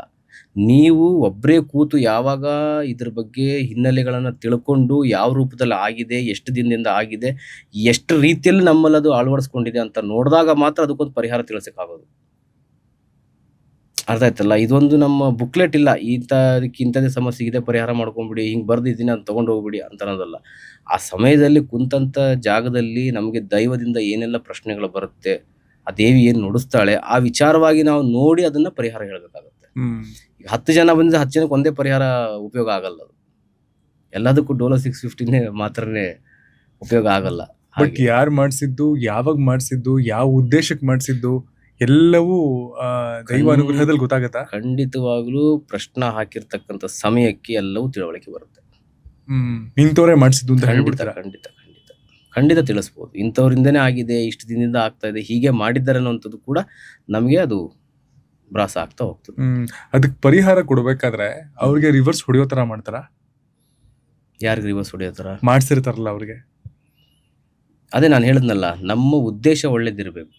ಈಗ ಅವ್ರಿಗೆ ರಿವರ್ಸ್ ಆಗ್ಬೇಕಂತಂದ್ರೆ ಫಸ್ಟ್ ನೀವು ಕ್ಲಿಯರ್ ಆಗಬೇಕು. ಅರ್ಥ ಆಯ್ತಲ್ಲ? ನೀವು ಕ್ಲಿಯರ್ ಆದ್ಮೇಲೆ ಕೆಲವೊಂದು ಕ್ರಿಯೆಗಳನ್ನ ಮಾಡಬೇಕು. ಅರ್ಥ ಆಯ್ತಲ್ಲ? ಈಗ ಮತ್ತೆ ಆ ವ್ಯಕ್ತಿ ಮಾಡಿದ್ ನಿಮ್ಮ ಮೇಲೆ ತಾಗಬಾರ್ದು, ಅದು ಅವನಿಗೆ ವಾಪಸ್ ಹೋಗ್ಬೇಕು. ಅರ್ಥ ಆಯ್ತಲ್ಲ? ಅವನಿಗೆ ವಾಪಸ್ ಹೋಗ್ಬೇಕಂತಂದ್ರೆ ನಿಮ್ಮಲ್ಲಿ ಯಾವ್ದಾದ್ರು ಒಂದು ಸಿದ್ಧಿ ಮಾಡ್ಕೊಳ್ಬೇಕು. ಒಂದು ಮಂತ್ರ ಸಿದ್ಧಿ ಆಗಿರ್ಬೋದು. ಅರ್ಥ ಆಯ್ತಲ್ಲ? ನಿಮ್ಮಲ್ಲಿ ಯಾವುದೇ ಸಾಧನಗಳಿಲ್ಲ, ಯಾವ್ದಾದ್ರು ಒಂದು ದೈವ ಸಾಧನೆಗಳನ್ನ ಮಾಡ್ಕೊಳ್ಳುವಂಥದ್ದು. ನಿಮ್ಮಲ್ಲಿ ಏನೇ ಮಂತ್ರ, ತಂತ್ರ, ಸಿದ್ಧಿ, ಸಾಧನೆ, ಪೂಜೆ ಯಾವುದು ಎಫೆಕ್ಟ್ ಇಲ್ಲ ಅಂತಂದಾಗ ನೀವು ಹೇಗೆ ಇದನ್ನ ಜನಗಳ ಮೇಲೆ ಅದನ್ನ ಎಫೆಕ್ಟ್ ಮಾಡ್ತೀರಾ? ಫಸ್ಟ್ ನೀವು ಬದಲಾಗಬೇಕು. ನಿಮ್ಮ ಮನಸ್ಥಿತಿ ಬದಲಾಗಬೇಕು, ನಿಮ್ಮ ದೇಹ ಸ್ಥಿತಿ ಬದಲಾಗಬೇಕು, ನಿಮ್ಮ ಪರಿಸ್ಥಿತಿ ಬದಲಾಗಬೇಕು. ನೀವು ಅನುಭವಿಸ್ತಾ ಇರೋದನ್ನ ಫಸ್ಟ್ ನೀವು ಕ್ಲಿಯರ್ ಮಾಡ್ಕೊಳ್ಬೇಕು. ಫಸ್ಟ್ ಅದನ್ನ ಯೋಚನೆ ಮಾಡ್ಬೇಕು ಮನುಷ್ಯ. ರಿವೆಂಜ್ಗೆ ಹೋಗೋದಲ್ಲ. ರಿವೆಂಜ್ಗೆ ಹೋಗೋದಕ್ಕಿಂತ ಮುಂಚೆ ನೀನು ಸದೃಢನಾಗ್ಬೇಕು ಫಸ್ಟ್. ಅದು ಸದೃಢತೆ ಬಂದಾಗ ಆಗ ನಿಮ್ಮ ಮನಸ್ಸಿಗೆ ತಿಳಿಯುತ್ತಲ್ಲ ಮಾಡಿಸ್ಬೇಕೋ ಬೇಡ ಅಂತೇಳಿ. ಎಲ್ಲವೂ ರಿವೆಂಜ್ ಆಗಿ ಯೋಚನೆ ಮಾಡೋದು ಬೇಡ. ನನ್ನ ಉದ್ದೇಶ ನಾನು ಹೇಳ್ತಾರೆ, ನಮ್ಮ ಹತ್ರ ಬಂದವ್ರ ಹತ್ರ ನಾವು ಇದನ್ನ ಹೇಳಿ ಕಳಿಸೋದು. ರಿವೆಂಜ್ಗೆ ಯೋಚನೆ ಮಾಡೋಕ್ಕಿಂತ ಮುಂಚೆ ನಾವು ಇಷ್ಟು ದಿನ ನಿಮಗೆ ಪೂಜೆಗಳನ್ನು ಹೇಳಿಕೊಡ್ತೀವಿ, ಪರಿಹಾರ ಮಾಡ್ಕೊಳ್ಳಿ. ಫಸ್ಟ್ ನಿಮ್ಮಲ್ಲಿ ಆತ್ಮಸ್ಥೈರ್ಯ ಬೆಳೀಲಿ. ನೀವು ಅನುಭವಿಸ್ತಾ ಇರ್ತಕ್ಕಂಥ ಫಸ್ಟ್ ಹೊರಗಡೆ ಬನ್ನಿ ಅಂತ ಹೇಳ್ತೀವಿ ಹೊರತು ಬಂದ ತಕ್ಷಣನೇ ಕೂತ ತಕ್ಷಣ ಅವ್ನು ಫೋಟೋ ಕೊಟ್ಬಿಡಿ, ಮಾಡಿಬಿಡ್ತೀನಿ, ಆಗ್ಬಿಡುತ್ತೆ, ತೊಂದರೆ ಮಾಡಿಬಿಡೋಣ ಅನ್ನುವಂಥದ್ದು ಉದ್ದೇಶ ಅಲ್ಲ. ಮಾಟ ಮಂತ್ರ ಅನ್ನೋ ವಿಷಯಗಳು ಬಂದಾಗ ಕೆಲವು ಜಾಗಗಳು ಮಾತ್ರ ಸಿಕ್ಕಾಪಟ್ಟೆ ಪ್ರಖ್ಯಾತಿಯನ್ನು ಪಡ್ಕೊಂಡಿದ್ದೀರಾ. ಯಾಕೆ? ಫಾರ್ ಎಕ್ಸಾಂಪಲ್ ನಮ್ಮ ಕರ್ನಾಟಕದಲ್ಲಿ ನೋಡೋದಾದ್ರೆ ಕೊಳ್ಳೇಗಾಲದ ಬಗ್ಗೆ ಮಾತಾಡ್ತೀವಿ, ಕೇರಳದ ಬಗ್ಗೆ ಮಾತಾಡ್ತೀವಿ, ಕಲ್ಕತ್ತಾ ಬಗ್ಗೆ ಮಾತಾಡ್ತಾರೆ. ಈ ಜಾಗಗಳು ಯಾಕೆ ಫೇಮಸ್ ಆಯ್ತು, ಮತ್ತೆ ಅಲ್ಲಿ ತಂತ್ರಗಳು ಇವತ್ತಿಗೂ ನಡೀತಿದ್ಯಾ? ಖಂಡಿತ. ಯಾಕಂದ್ರೆ ಈಗ ನಾವು ನಮ್ಮ ಕರ್ನಾಟಕದಲ್ಲಿ ಬಹಳ ಪ್ರಸಿದ್ಧಿ ಆಗಿರ್ತಕ್ಕಂಥದ್ದು ಒಂದು ಕೊಳ್ಳೇಗಾಲ. ಕೊಳ್ಳೇಗಾಲ ಯಾಕೆ ಪ್ರಸಿದ್ಧಿ ಆಯ್ತು ಅಂತಂದ್ರೆ, ಕೊಳ್ಳೇಗಾಲದಲ್ಲಿ ಕೆಲವೊಂದು ಮನೆತನಗಳಿದೆ. ಈ ಮೋಡಿ ಮನೆತನಗಳಂತ ಹೇಳ್ತೀವಿ ನಾವು. ಈ ಮೋಡಿ ಮನೆತನದವರು ಆಗಿನ ಕಾಲದಲ್ಲಿ ಇದ್ರು ಬಹಳಷ್ಟು ಜನ. ಆಗ ಏನು ಈ ಕೆಲವೊಂದು ಗ್ರಂಥಗಳೆಲ್ಲ ಇತ್ತು ಅವರಲ್ಲಿ. ಆ ಗ್ರಂಥಗಳನ್ನ ಇಟ್ಟುಕೊಂಡು ಅವರು ಬಹಳಷ್ಟು ಪ್ರಯೋಗಗಳನ್ನ ಮಾಡುವಂಥದ್ದು, ಜನಗಳಿಗೆ ಒಳ್ಳೇದು ಮಾಡ್ತಾ ಇದ್ರು, ಕೆಟ್ಟದನ್ನ ಮಾಡ್ತಾ ಇದ್ರು. ಆಗಿನ ನಮ್ಮ ಮೈಸೂರು ಪ್ರಾಂತ್ಯ ಆಗಿತ್ತು ಎಲ್ಲವೂ ಕೂಡ. ಈ ಮೈಸೂರು ಪ್ರಾಂತ್ಯದಲ್ಲಿ ಇದ್ದಂಥದ್ದು ಏನಾಯ್ತು, ಆಗ ಈ ದುರುದ್ದೇಶಗಳಿಗೆ ಇದನ್ನ ಬಳಸ್ಕೊಳ್ತಾ ಇದ್ದಾರೆ ಅಂತ ಹೇಳಿ ಆಗಿನ ಕೆಲವೊಬ್ರು ರಾಜರು ಆ ಗ್ರಂಥಗಳನ್ನ ಸುಟ್ಟಾಕ್ತಾರೆ. ಅದಾಯ್ತಲ್ಲ? ಈ ನಮ್ಮ ಗ್ರಂಥಗಳನ್ನ ಸುಟ್ಟಾಕಿದಾಗ ಕೆಲವೊಬ್ಬರು ಮನೆಗಳಲ್ಲಿ ಉಳ್ಕೊಂಡಿದೆ. ಅದೇ ರೀತಿಯಲ್ಲಿ ಕೇರಳದಲ್ಲೂ ಕೂಡ ಆಯ್ತು. ಕೇರಳದಲ್ಲೂ ಕೂಡ ಕೆಲವೊಂದು ಬಲಿಗಳು, ಕೇರಳ ಅಂದ್ರೆ ದೈವನಾಡು. ನೀವು ಎಷ್ಟರ ಮಟ್ಟಿಗೆ ಅಲ್ಲಿ ದೈವಗಳು ಇದೆ ಅಂತಂದ್ರೆ, ಒಳ್ಳೆ ದೈವಗಳು ಇದೆ, ಕೆಟ್ಟ ದೈವಗಳು ಕೂಡ ಇದೆ. ಈ ಕೆಟ್ಟ ದೈವಗಳನ್ನ ವಶ ಮಾಡಿಕೊಂಡು, ಅರ್ಥ ಆಯ್ತಲ್ಲ, ಅಂಥದ್ದನ್ನ ಯಾವಾಗ ಒಬ್ಬ ವ್ಯಕ್ತಿ ಮೇಲೆ ತೊಂದರೆ ಮಾಡ್ತಾ ಇದ್ದಾರೆ, ಇವರು ಹಾನಿ ಮಾಡ್ತಾ ಇದ್ದಾರೆ, ಸಮಾಜಕ್ಕೆ ಇದು ಕೆಡಕಾಗ್ತಾ ಇದೆ ಅಂತಂದಾಗ ಅಲ್ಲಿಯ ರಾಜರುಗಳು ಅದನ್ನ ಗಮನಕ್ಕೆ ತಗೊಂಡು ಅದನ್ನ ಸುಟ್ಟಾಕ್ಲಿಕ್ಕೆ ನೋಡ್ತಾರೆ. ಗ್ರಂಥಗಳನ್ನ ಸುಟ್ಟಾಕ್ತಾರೆ, ಗ್ರಂಥಾಲಯಗಳಲ್ಲಿ ಇರ್ತಕ್ಕಂಥ ಪುಸ್ತಕಗಳನ್ನ ಸುಟ್ಟಾಕ್ತಾರೆ. ಇದೆಲ್ಲ ಸುಟ್ಟಾಕಿದಾಗ ಕೆಲವೊಂದು ಮನೆಗಳಲ್ಲಿ, ಮನೆತನಗಳಲ್ಲಿ ಈಗಲೂ ಕೂಡ ಉಳ್ಕೊಂಡಿದೆ. ಇಂಥ ಪುಸ್ತಕಗಳನ್ನ ಇಟ್ಟುಕೊಂಡು ಇದನ್ನ ಕ್ರಿಯೆಗಳನ್ನ ಮಾಡಿ ಒಂದು ಮನೆಯಲ್ಲಿ ಇದ್ದಂಥದ್ನ ಇವತ್ತು ಪ್ರಚಾರಕ್ಕೆ ಅಂತ ಹೇಳಿ 100 ಮನೆ ಮಾಡ್ಕೊಂಡಿದ್ದಾರೆ. ಅರ್ಥ ಆಯ್ತಲ್ಲ? ಇವತ್ತು ಕೊಳ್ಳೇಗಾಲ ಅಂತ ಹೆಸರು ಹೇಳ್ತಾರೆ, ಬಟ್ ಕೊಳ್ಳೇಗಾಲಕ್ಕೆ ಹೋದವ್ರು ಎಲ್ಲರೂ ಕೂಡ ಪರಿಹಾರಕ್ಕೋಸ್ಕರ ಹೋಗಿರೋದಿಲ್ಲ. ಕೊಳ್ಳೇಗಾಲಕ್ಕೆ ಪರೀಕ್ಷೆಗೋಸ್ಕರ ಹೋಗ್ತಾರೆ, ಯಾರು ಮಾಡ್ತಾ ಇದ್ದಾರೆ, ಯಾರು ಮಾಡ್ತಾ ಇಲ್ಲ ಅಂತೇಳಿ. ಕೆಲವೊಬ್ರು ಹೋಗಿದ್ದಾರೆ, ಹೋಗಿರ್ತಕ್ಕಂಥವ್ರಿಗೆ ಯಾರಿಗೂ ರಿಸಲ್ಟ್ ಸಿಗ್ತಾ ಇಲ್ಲ. ಯಾಕಂದ್ರೆ ಅವ್ರು ಈಗಲೂ ಆ ಮನೆತನದವ್ರು ಅಲ್ಲ. ಸುಮ್ಮನೆ ಹೆಸರಿಗೆ ನೀವು ಎಲ್ಲಿ ಸೋಷಿಯಲ್ ಮೀಡಿಯಾದಲ್ಲಿ ನೋಡಿದಾಗೆಲ್ಲ ಕೊಳ್ಳೇಗಾಲದ ಪ್ರಸಿದ್ಧ ಮನೆತನದವರು ಅಥವಾ ಕೊಳ್ಳೇಗಾಲದವ್ರು, ನಾವು ಅಲ್ಲಿ ಬನ್ನಿ, ಇಲ್ಲಿ ಬನ್ನಿ, ಹಾಗಿರುತ್ತೆ, ಹೀಗಿರುತ್ತೆ ಅಂತ ಹೇಳ್ತಾರೆ. ಕೊಳ್ಳೇಗಾಲದಲ್ಲಿ ಏನಕ್ಕೆ ನಾವು ಫೇಮಸ್ ಅಂತ ಹೇಳ್ತೀವಿ ಅಂತಂದ್ರೆ, ನಮ್ಮ ಕೆಲವೊಂದು ತಂತ್ರಶಾಸ್ತ್ರಕ್ಕೆ ಸಂಬಂಧಪಟ್ಟಂತೆ ಕೆಲವೊಂದು ಕಾಡು ಪ್ರದೇಶದಲ್ಲಿ ಸಿಗುವಂತ ಮೂಲಿಕೆಗಳಿದೆ. ಈ ತಂತ್ರಶಾಸ್ತ್ರಗಳು ನಡೆಯುವಂಥದ್ದೇ ಕೆಲವೊಂದು ಮೂಲಿಕೆಗಳ ಮೂಲಕ. ಆ ಮೂಲಿಕೆಗಳೆಲ್ಲವೂ ಸಿಗಬೇಕು ಅಂತಂದಾಗ ಈ ನಿಮ್ಮ ಬಿಳಿಗಿರಿ ರಂಗಸ್ವಾಮಿ ಬೆಟ್ಟ ಆಗಿರ್ಬೋದು ಅಥವಾ ಈ ಕೊಳ್ಳೇಗಾಲದ ಪ್ರದೇಶ ಆಗಿರ್ಬೋದು, ಇಲ್ಲೆಲ್ಲವೂ ಸಿದ್ಧಿ ಜನಾಂಗದವರು ಇದ್ದಾರೆ. ಆ ಜನಾಂಗದವರಿಂದನೇ ಕೆಲವೊಂದು ವಸ್ತುಗಳು ಅವರಿಗೆ ಗೊತ್ತಿದೆ. ಅದು ನಾವು ಹೇಳುವಂತ ಕೆಲವೊಂದು ಹೆಸರುಗಳು ಅವ್ರಿಗೆ ಮಾತ್ರ ತಿಳಿಯುತ್ತೆ ಹೊರತು ಇನ್ಯಾರಿಗೂ ಇಲ್ಲಿ ತಿಳಿಯೋದಿಲ್ಲ. ನಾವು ಅವ್ರ ಮುಖಾಂತರವಾಗಿ ಅದನ್ನ ತರಿಸ್ಬೇಕಾಗತ್ತೆ ಅಲ್ಲಿ. ಆಗ ಅವರ ಹೆಸರನ್ನ ಉಪಯೋಗ ಮಾಡಿಕೊಂಡು, ಆ ಊರಿನ ಹೆಸರನ್ನ ಉಪಯೋಗ ಮಾಡಿಕೊಂಡು ಇಲ್ಲಿ ಪ್ರಚಾರ ಮಾಡ್ಕೊಳ್ತಾ ಇರ್ತಕ್ಕಂಥವ್ರು ಆಗಿದ್ದಾರೆ ಹೊರತು ನಿಜವಾಗ್ಲೂ ಅಲ್ಲಿ ಹೋಗಿ ಆ ಹೆಸರನ್ನ ನೋಡ್ಕೊಂಡು ಕೆಲಸ ಮಾಡ್ತಕ್ಕಂಥವ್ರು ಯಾರು ಇಲ್ಲ. ಬಟ್ ಸಿದ್ಧಿ ಜನಾಂಗದವ್ರಿಗೂ ಗೊತ್ತಿಲ್ಲ ಈ ತರ ಎಲ್ಲ ನಡೀತಿದೆ ಅಂತ. ಖಂಡಿತ. ಅಲ್ಲಿಯ ನಿಮ್ಮ ಕಾಡಂಚಿನ ಜನಗಳಿಗೆ ಹೋಗಿ ಕೇಳಿದ್ರೆ ಅವ್ರು ನಿಮಗೆ 10 ರೀತಿಯ ಮೂಲಿಕೆಗಳನ್ನ ಕೊಡ್ತಾರೆ. ಅದನ್ನ ಕೆಲವೊಂದನ್ನ ಹೇಳಲಿಕ್ಕೆ ಆಗೋದಿಲ್ಲ. ಅಂತ ಮೂಲಿಕೆಗಳು ಬೇಕಂತಂದಾಗ ಕೆಲವೊಮ್ಮೆ ಅವರ ಮಲ ಮೂತ್ರವನ್ನ ಅವರೇ ತಿಂದು ಕಾಡಿನೊಳಗಡೆ ಹೋಗ್ತಾರೆ ತರಲಿಕ್ಕೆ. ಹೌದು, ಕಾಡೊಳಗಡೆ ಹೋಗಿ ಅವರ ಮಲಮೂತ್ರವನ್ನು ಅವರೇ ತಿಂದು ಅದು ಇಷ್ಟೇ ಸಮಯದಲ್ಲಿ ಹೋಗಿ ತರಬೇಕು, ಇಂಥ ದಿವಸನೇ ತರಬೇಕು, ಇಂಥ ನಕ್ಷತ್ರದಲ್ಲೇ ತರಬೇಕು ಅಂಥೇಳಿ ನಾವು ಅವರಿಗೆ ಒಪ್ಪಿಸಿರ್ತೀವಿ. ಆ ವಿಚಾರವನ್ನು ಇಟ್ಕೊಂಡು ಅವರು ಬೆಳಗ್ಗಿನ ಜಾವನೆ ಹೋಗಿ ಇಷ್ಟೊತ್ತಲ್ಲಿ ಅಂತ ಹೇಳಿದಾಗ, ಈ ದಿಕ್ಕಲ್ಲಿ ಅಂತ ಹೇಳಿದಾಗ ಅವರು ಆ ದಿಕ್ಕಲ್ಲಿ ಹೋಗಿ ಅಂಥ ಮೂಲಿಕೆಗಳನ್ನು ಅವರು ತಂದು ನಮಗೆ ಕೊಡಬೇಕಾಗುತ್ತೆ. ಆ ಮೂಲಿಕೆಗಳನ್ನು ಇಟ್ಟುಕೊಂಡು ನಾವು ನಂತರದ ಯಾವ ಪ್ರಯೋಗಕ್ಕೆ ಅದನ್ನು ಬಳಸಬೇಕು ಅಂಥೇಳಿ ನಾವು ಅದನ್ನು ಕ್ರಮಗಳನ್ನು ತಗೊಂಡಿರ್ತೀವಲ್ಲ, ಆ ಮೂಲಕವಾಗಿ ನಾವು ಅದನ್ನು ಮಾಡ್ತಾ ಹೋಗ್ತೀವಿ. ಈ ಒಂದು ಕಾಡಂಚಿನ ಪ್ರದೇಶ ಆಗಿತ್ತು ನಮ್ಮ ಕೊಳ್ಳೆಗಾಲ ಅನ್ನೋದಕ್ಕೋಸ್ಕರನೇ ಅಲ್ಲಿ ನಮಗೆ ಸೂಕ್ತವಾದಂಥ ಕೆಲವೊಂದು ವಸ್ತುಗಳು ಸಿಗುತ್ತೆ ಅನ್ನೋದಕ್ಕೋಸ್ಕರನೇ ನಮ್ಮ ಹೆಸರು ಅಲ್ಲಿಗೆ ಇವತ್ತು ಕರ್ನಾಟಕದಲ್ಲಿನೇ ಬೆಳೆದು ನಿಂತಿದೆ. ಅದೇ ರೀತಿಯಾಗಿ ಕೇರಳದಲ್ಲಿ ಏನಕ್ಕಂತ ಫೇಮಸ್ ಅಂತ ಅಂದ್ರೆ, ಆಗಿನ ಕಾಲದಲ್ಲಿ ಬಲಿಗಳು ಜಾಸ್ತಿ ನಡೀತಾ ಇತ್ತು, ಕ್ರಿಯೆಗಳು ಜಾಸ್ತಿ ನಡೀತು, ಮತ್ತು ಶಕ್ತಿ ಪ್ರದರ್ಶನಗಳು ಜಾಸ್ತಿ ಆಗ್ತಾ ಇತ್ತು. ಒಬ್ಬನಿಗಿಂತ ಒಬ್ಬ ಮಾಂತ್ರಿಕರು ಇದ್ದಾರೆ ಅಂತ ಹೇಳಿ ಅಲ್ಲಿ ಶಕ್ತಿ ಪ್ರದರ್ಶನ ಇತ್ತು. ಈಗ ಅದೆಲ್ಲವೂ ಕೂಡ ಏನಾಗ್ತಂತಂದ್ರೆ ಕೆಲವೊಂದು ಮನೆತನಗಳಲ್ಲಿ ಮಾತ್ರ ಉಳಿದಿದೆ. ಅಲ್ಲೂ ಕೂಡ ಈಗ ಎಲ್ಲವೂ ನಿಷೇಧ ಆಗ್ತಾ ಬರ್ತಾ ಇದೆ. ಈ ನಮ್ಮ ಸರ್ಕಾರದ ಕಾಯ್ದೆಗಳಲ್ಲಿ ಬಲಿ ಪೂಜೆ ಇಂಥ ಪೂಜೆಗಳಲ್ಲಿ ನಿಷೇಧ ಆಗಿರೋದ್ರಿಂದಾಗಿ ಈಗ ಅಲ್ಲಿ ಈಗಲೂ ಕೂಡ ನಡೆಯೋದಿಲ್ಲ ಅಂತಲ್ಲ, ಕೆಲವೊಂದು ಜಾಗದಲ್ಲಿ ನಡೀತಾ ಇದೆ. ಕೇರಳದಲ್ಲಿ ಏನಕ್ಕೆ ನಾವು ಫೇಮಸ್ ಅಂತ ಹೇಳ್ತೀವಿ ಅಂತಂದ್ರೆ, ಕೆಲವೊಂದು ಮರಣ ಪ್ರಯೋಗಗಳಾಗಿರ್ಬೋದು, ಯಕ್ಷಿಣಿ ಪ್ರಯೋಗಗಳಾಗಿರ್ಬೋದು, ಭೂತ ಪ್ರಯೋಗಗಳಾಗಿರ್ಬೋದು, ಚೌಡಿ ಪ್ರಯೋಗಗಳಾಗಿರ್ಬೋದು, ಇದೆಲ್ಲವೂ ಹುಟ್ಟುಕೊಂಡಿದ್ದೇ ಕೇರಳದಿಂದ. ಅದಾಯ್ತಲ್ಲ. ಹಾಗಾಗಿ ಕೇರಳದಲ್ಲಿ ಸಿದ್ಧಿ ಮಾಡ್ಕೊಂಡಂತ ಮಾಂತ್ರಿಕ ಅವನು ಏನ್ ಬೇಕಾದ್ರೂ ಆಟ ಆಡಿಸ್ತಾನೆ, ಯಾರನ್ನ ಬೇಕಾದ್ರೂ ಆಟ ಆಡಿಸ್ತಾನೆ. ಈಗ ನೀವು ಹೇಗೆ ಕೇರಳ ಕೊಳ್ಳೆಗಾಲ ಅಂತ ಈಗ ಇದು ಬರೀ ನಮ್ಮ ಪ್ರಾಂತ್ಯಕ್ಕೆ ಮಾತ್ರ ಗೊತ್ತಿದೆ. ಇದಕ್ಕಿಂತ ಹೆಚ್ಚಿನ ಒಂದು ಶಕ್ತಿ ಮತ್ತೆ ಮಾಂತ್ರಿಕ ಶಕ್ತಿ ಹುಟ್ಟಿದ ಪ್ರದೇಶನೇ ಒಂದಿದೆ, ಅದು ಮಾಯಾಂಗ್ ಅಂತೇಳಿ ನಮ್ಮ ಅಸ್ಸಾಮಲ್ಲಿ ಬರ್ತಕ್ಕಂಥದ್ದು. ಗುವಾಹಟಿ ಕಾಮಾಖ್ಯ ಟೆಂಪಲ್ ಏನಿದೆಯಲ್ಲ, ಇದು ತಂತ್ರಪೀಠ. ಈ ತಂತ್ರಪೀಠದಿಂದ 60 ಕಿಲೋಮೀಟರ್ ಮುಂದೆ ಹೋದ್ರೆ ನಾವು ಒಂದು ಮಾಯಾಂಗ್ ಅನ್ನುವಂಥ ಹಳ್ಳಿ ಇದೆ. ಆ ಹಳ್ಳಿಯಲ್ಲಿ ಪ್ರತಿಯೊಂದು ಮನೆಗೆ ಒಬ್ಬ ಮಾಂತ್ರಿಕ ಸಿಗ್ತಾನೆ. ಹೆಣ್ಣು ಮಕ್ಕಳು ಮಾಂತ್ರಿಕರು ಕೂಡ ಈಗಲೂ ಇದ್ದಾರೆ. ಸಂಜೆ ವೇಳೆ ಆ ಮನೆಗಳಿಗೆ ಹೋಗ್ಲಿಕ್ಕೆ, ಊರಿಗೆ ಹೋಗ್ಲಿಕ್ಕೆ ಈಗಲೂ ಜನ ಹೆದರ್ತಾರೆ ಕೆಲವೊಮ್ಮೆ. ಅಂತ ಪ್ರದೇಶದಲ್ಲೂ ಕೂಡ ಈಗಲೂ ಜನ ಸಾಧನೆಗಳನ್ನ ಮಾಡ್ತಾ ಇದ್ದಾರೆ, ಸಿದ್ಧಿಗಳನ್ನ ಮಾಡ್ಕೊಳ್ತಾ ಇದ್ದಾರೆ. ಇವತ್ತಿಗೂ ಆ ಕ್ರಿಯೆಗಳು ಆ ಹಳ್ಳಿಯಲ್ಲಿ ನಡೀತಾನೆ ಇದೆ. ಮತ್ತೆ ನಿಮಗೆ ಈ ಒಂದು ಭಾರತದಲ್ಲೇನೆ ಎಲ್ಲೂ ನಿಮಗೆ ಈ ಮಾಟ ಮಂತ್ರಕ್ಕೆ ಸಂಬಂಧಪಟ್ಟಂತೆ ಮ್ಯೂಸಿಯಂ ಸಿಗೋದಿಲ್ಲ. ಬಟ್ ಮಾಯಾಂಗಲ್ ಇವತ್ತು ಆ ಮ್ಯೂಸಿಯಂ ಇದೆ. ಹೌದು, ಮಾಟ ಮಂತ್ರಕ್ಕೆ ಏನೆಲ್ಲ ವಸ್ತುಗಳು ಬಳಸ್ತಾ ಇದ್ರು, ಮಾಟ ಮಂತ್ರ ಹೇಗೆಲ್ಲ ನಡ್ಕೊಂಡು ಬಂತು, ಯಾವ್ಯಾವ ಮನೆತನಗಳಿತ್ತು, ಹೇಗೆ ನಡೆಸಿದ್ರು, ಹೇಗೆ ಆಯ್ತು ಅಂತ ಹೇಳಿ ಇವತ್ತಿಗೂ ನೀವು ಮಾಯಾಂಗ್ ಹೋದ್ರೆ ಇವತ್ತಿಗೂ ಆ ಮ್ಯೂಸಿಯಂ ಅನ್ನು ನೋಡ್ಬೋದು. ನೀವು ಮಾಯಾಂಗ್ ಅನ್ನುವಂಥದ್ದು ಹೆಸರು ಅಷ್ಟು ಪ್ರಸಿದ್ಧ ಆಗಿದೆ. ಮತ್ತೆ ನೀವು ಕೇಳಿದ್ರಿ ಕಲ್ಕತ್ತಾದಲ್ಲಿ ಯಾಕೆ ಮಾಡಬೇಕು, ಬೆಂಗಾಲದಲ್ಲಿ ಯಾಕೆ ಮಾಡ್ಬೇಕಂತಂದ್ರೆ, ಪ್ರಾಂತ್ಯದಿಂದ ಪ್ರಾಂತ್ಯಕ್ಕೆ ತಾಂತ್ರಿಕರು ಬೇರೆ ಆಗ್ತಾ ಹೋಗ್ತಾರೆ, ಶಾಸ್ತ್ರಗಳು ಬೇರೆ ಆಗ್ತಾ ಹೋಗ್ತದೆ, ಅವ್ರು ಮಾಡುವಂಥ ಪದ್ಧತಿಗಳು ಬೇರೆ ಆಗ್ತಾ ಹೋಗ್ತದೆ. ಅರ್ಥ ಆಯ್ತಲ್ಲ. ಕೆಲವೊಬ್ರು ಸಾತ್ವಿಕ ಪೂಜೆಗಳಿಂದಾನೇ ಪರಿಹಾರ ಮಾಡ್ಕೊಡ್ತಾ ಹೋಗ್ತಾರೆ, ಕೆಲವೊಬ್ರು ಸ್ಮಶಾನ ಪೂಜೆಗಳು. ಈಗ ನಾವು ಕಲ್ಕತ್ತಾಗ ಹೋದ್ರೆ ಕಲ್ಕತ್ತಾ ಕಾಳಿ, ಈ ಘಾಟಲ್ಲಿ ಕೆಲವೊಂದು ಪೂಜೆಗಳಾಗುತ್ತೆ. ಈ ಘಾಟಲ್ಲಿ ಆಗುವಂತ ಪೂಜೆಗಳೆಲ್ಲವೂ ಕೂಡ ಮರಣ ಪ್ರಯೋಗಗಳು. ಸ್ಮಶಾನದಲ್ಲಿ ಹೋಗಿ ಕೆಲವೊಂದು ಮಾರಣಾಂತಿಕ ಪ್ರಯೋಗಗಳನ್ನ ಮಾಡಿದಾಗ ಒಬ್ಬ ವ್ಯಕ್ತಿಯ ಚಲನವಲನಗಳ ಮೇಲೆ ಬದಲಾವಣೆಗಳಾಗಬೇಕು. ಅಲ್ಲಿ ಸಿಗುವಂತ ಮೂಳೆಗಳಿಂದ, ಅಲ್ಲಿ ಸಿಗುವಂತ ಭಸ್ಮದಿಂದ, ಅಲ್ಲಿ ಇರುವಂತ ಜಾಗದಲ್ಲಿ ಕೆಲವೊಂದು ಕ್ಷೇತ್ರ ಬಲ ಅಂತ ಇರುತ್ತೆ. ಆ ಕ್ಷೇತ್ರದಲ್ಲಿ ಮಾಡಿದಾಗ್ಲೇ ಅದಕ್ಕೆ ಸಿದ್ಧಿ ಸಿಗೋದು. ಈಗ ನೀವು ಮನೆಯಲ್ಲಿ ಪೂಜೆ ಮಾಡೋದಕ್ಕೂ, ದೇವಸ್ಥಾನಕ್ಕೆ ಹೋಗಿ ಪೂಜೆ ಮಾಡೋದಕ್ಕೂ, ಶಕ್ತಿ ಪೀಠಕ್ಕೆ ಹೋಗಿ ಪೂಜೆ ಮಾಡೋದಕ್ಕೂ ವ್ಯತ್ಯಾಸ ಇರುತ್ತೆ.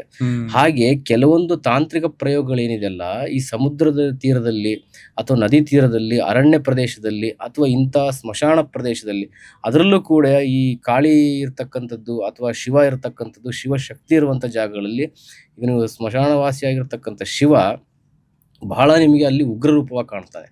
ಅದೇ ನಿಮಗೆ ಇಲ್ಲಿ ಮನೆಯಲ್ಲಿ ಪೂಜೆ ಮಾಡ್ಬೇಕಾದ್ರೆ ನಾವೇನ್ ಮಾಡ್ತೀವಿ, ಜಲಾಭಿಷೇಕ ಮಾಡ್ತೀವಿ. ಅದೇ ಶಿವನನ್ನ ನಾವು ಸ್ಮಶಾನದಲ್ಲಿ ಪೂಜೆ ಮಾಡ್ಬೇಕು, ಉಗ್ರ ರೂಪವಾಗಿ ಪೂಜೆ ಮಾಡ್ತೀವಿ. ಹಾಗೆ ಶಿವನನ್ನ 2 ರೂಪದಲ್ಲೂ ಪೂಜೆ ಮಾಡ್ಬೋದು. ಶಿವ ಶಕ್ತಿ ಮತ್ತೆ ಭೈರವ ಇರತಕ್ಕಂಥ ಜಾಗವೇ ಸ್ಮಶಾನ. ಈ ಸ್ಮಶಾನದಲ್ಲಿ ನಾವು ಯಾವಾಗ ಸಿದ್ಧಿ ಮಾಡಿಕೊಂಡು ಅಲ್ಲಿ ಸಿಗುವಂತ ವಸ್ತುಗಳನ್ನ ಇಟ್ಟುಕೊಂಡು, ಅಲ್ಲಿ ನಿಮಗೆ ಸಿಗುವಂತ ಹೂವು, ಅಲ್ಲಿ ಸಿಗುವಂತ ಕೆಲವೊಂದು ಮೂಳೆಗಳು, ಅಲ್ಲಿ ಸಿಗುವಂತ ಕೆಲವೊಂದು ಪದಾರ್ಥಗಳು, ಅದನ್ನ ಇಟ್ಟುಕೊಂಡು ನಾವು ರಾತ್ರಿ ಸಮಯದಲ್ಲಿ ಕಾಳರಾತ್ರಿ ಪೂಜೆಗಳನ್ನ ಮಾಡಿದಾಗ ಅದರ ಎಫೆಕ್ಟ್ ಖಂಡಿತ ಆಗೇ ಆಗುತ್ತೆ. ಅದಕ್ಕೆ ನಾವು ಕೆಲವೊಂದು ಜಾಗಗಳನ್ನ ಗುರುತು ಮಾಡ್ಕೊಂಡಿರ್ತೀವಿ. ಆ ಜಾಗದಲ್ಲೇ ಎನರ್ಜಿಸ್ ಇರುತ್ತೆ. ಹೌದು. ಈಗ ಕಲ್ಕತ್ತಾ ಅಂತಂದ್ರೆ ಅದೇ ಜಾಗ ಫೇಮಸ್, ಘಾಟ್ಗಳಲ್ಲಿ ಪೂಜೆ ಮಾಡಬೇಕು. ಈಗ ನೀವು ವಾರಣಾಸಿ ಆಗಿರ್ಬೋದು, ಕಲ್ಕತ್ತಾ ಆಗಿರ್ಬೋದು, ಇದೆಲ್ಲವೂ ಕೂಡ ಅದಕ್ಕೆ ಪ್ರಸಿದ್ಧ ಆಗಿರೋದಾಗಿ ಅದು ಅಲ್ಲೇ ಮಾಡಬೇಕಾದಂಥ ಕ್ರಿಯೆಗಳನ್ನ, ಅದಕ್ಕೆ ಆ ಜಾಗಗಳು ಅಷ್ಟು ಬಹಳ ಫೇಮಸ್ ಆಗಿರುವಂಥದ್ದು. ಅದರಲ್ಲಿ ನಾವು ನೋಡಿಕೊಂಡು ಇಂಥ ಕ್ರಿಯೆಗೆ ಇಂಥ ಕಡೆ ಮಾಡ್ಬೇಕಂತ ಇದ್ದಾಗ ಆ ಸಮಯಕ್ಕೆ ಸೂಕ್ತವಾಗಿ ಮಾಡಿದ್ರೆ ಒಳ್ಳೇದಾಗುತ್ತೆ. ಈ ಮಾಯಾಂಗನ ಜಾಗಕ್ಕೆ ಯಾರು ಬೇಕಾದ್ರೂ ಹೋಗ್ಬೋದಾ, ಸಾಮಾನ್ಯ ಮನುಷ್ಯ ಬೇಕಾದ್ರೂ ಹೋಗ್ಬೋದು? ಈಗ ರಿಸರ್ಚ್ ನಡೀತಾ ಇದೆ. ಇವಾಗಲೂ ವಿದೇಶಿಗರು ಬಂದು ಅಲ್ಲಿ ಏನೆಲ್ಲ ಆಗ್ತಾ ಇದೆ, ಪ್ರತಿದಿನವೂ ಕೂಡ ಅಲ್ಲಿ ಒಬ್ರಲ್ಲ ಒಬ್ರು ಬರ್ತಾ ಇರ್ತಾರೆ. ಪ್ರತಿದಿನ ಅಲ್ಲಿ ಒಂದಲ್ಲ ಒಂದು ಮನೆಗೆ ಭೇಟಿ ಕೊಡ್ತಾ ಇದ್ದಾರೆ. ಪ್ರತಿದಿನವೂ ಕೂಡ ಅಲ್ಲಿ ಏನಾಗುತ್ತೆ ಅಂತಂದ್ರೆ ಇದೆಲ್ಲವೂ ಎಲ್ಲಿಂದ ಹುಟ್ಟುಕೊಳ್ಳೋದು ಅಂತ ಹೇಳಿ ಇವಾಗಲೂ ರಿಸರ್ಚ್ ನಡೀತಾ ಇದೆ.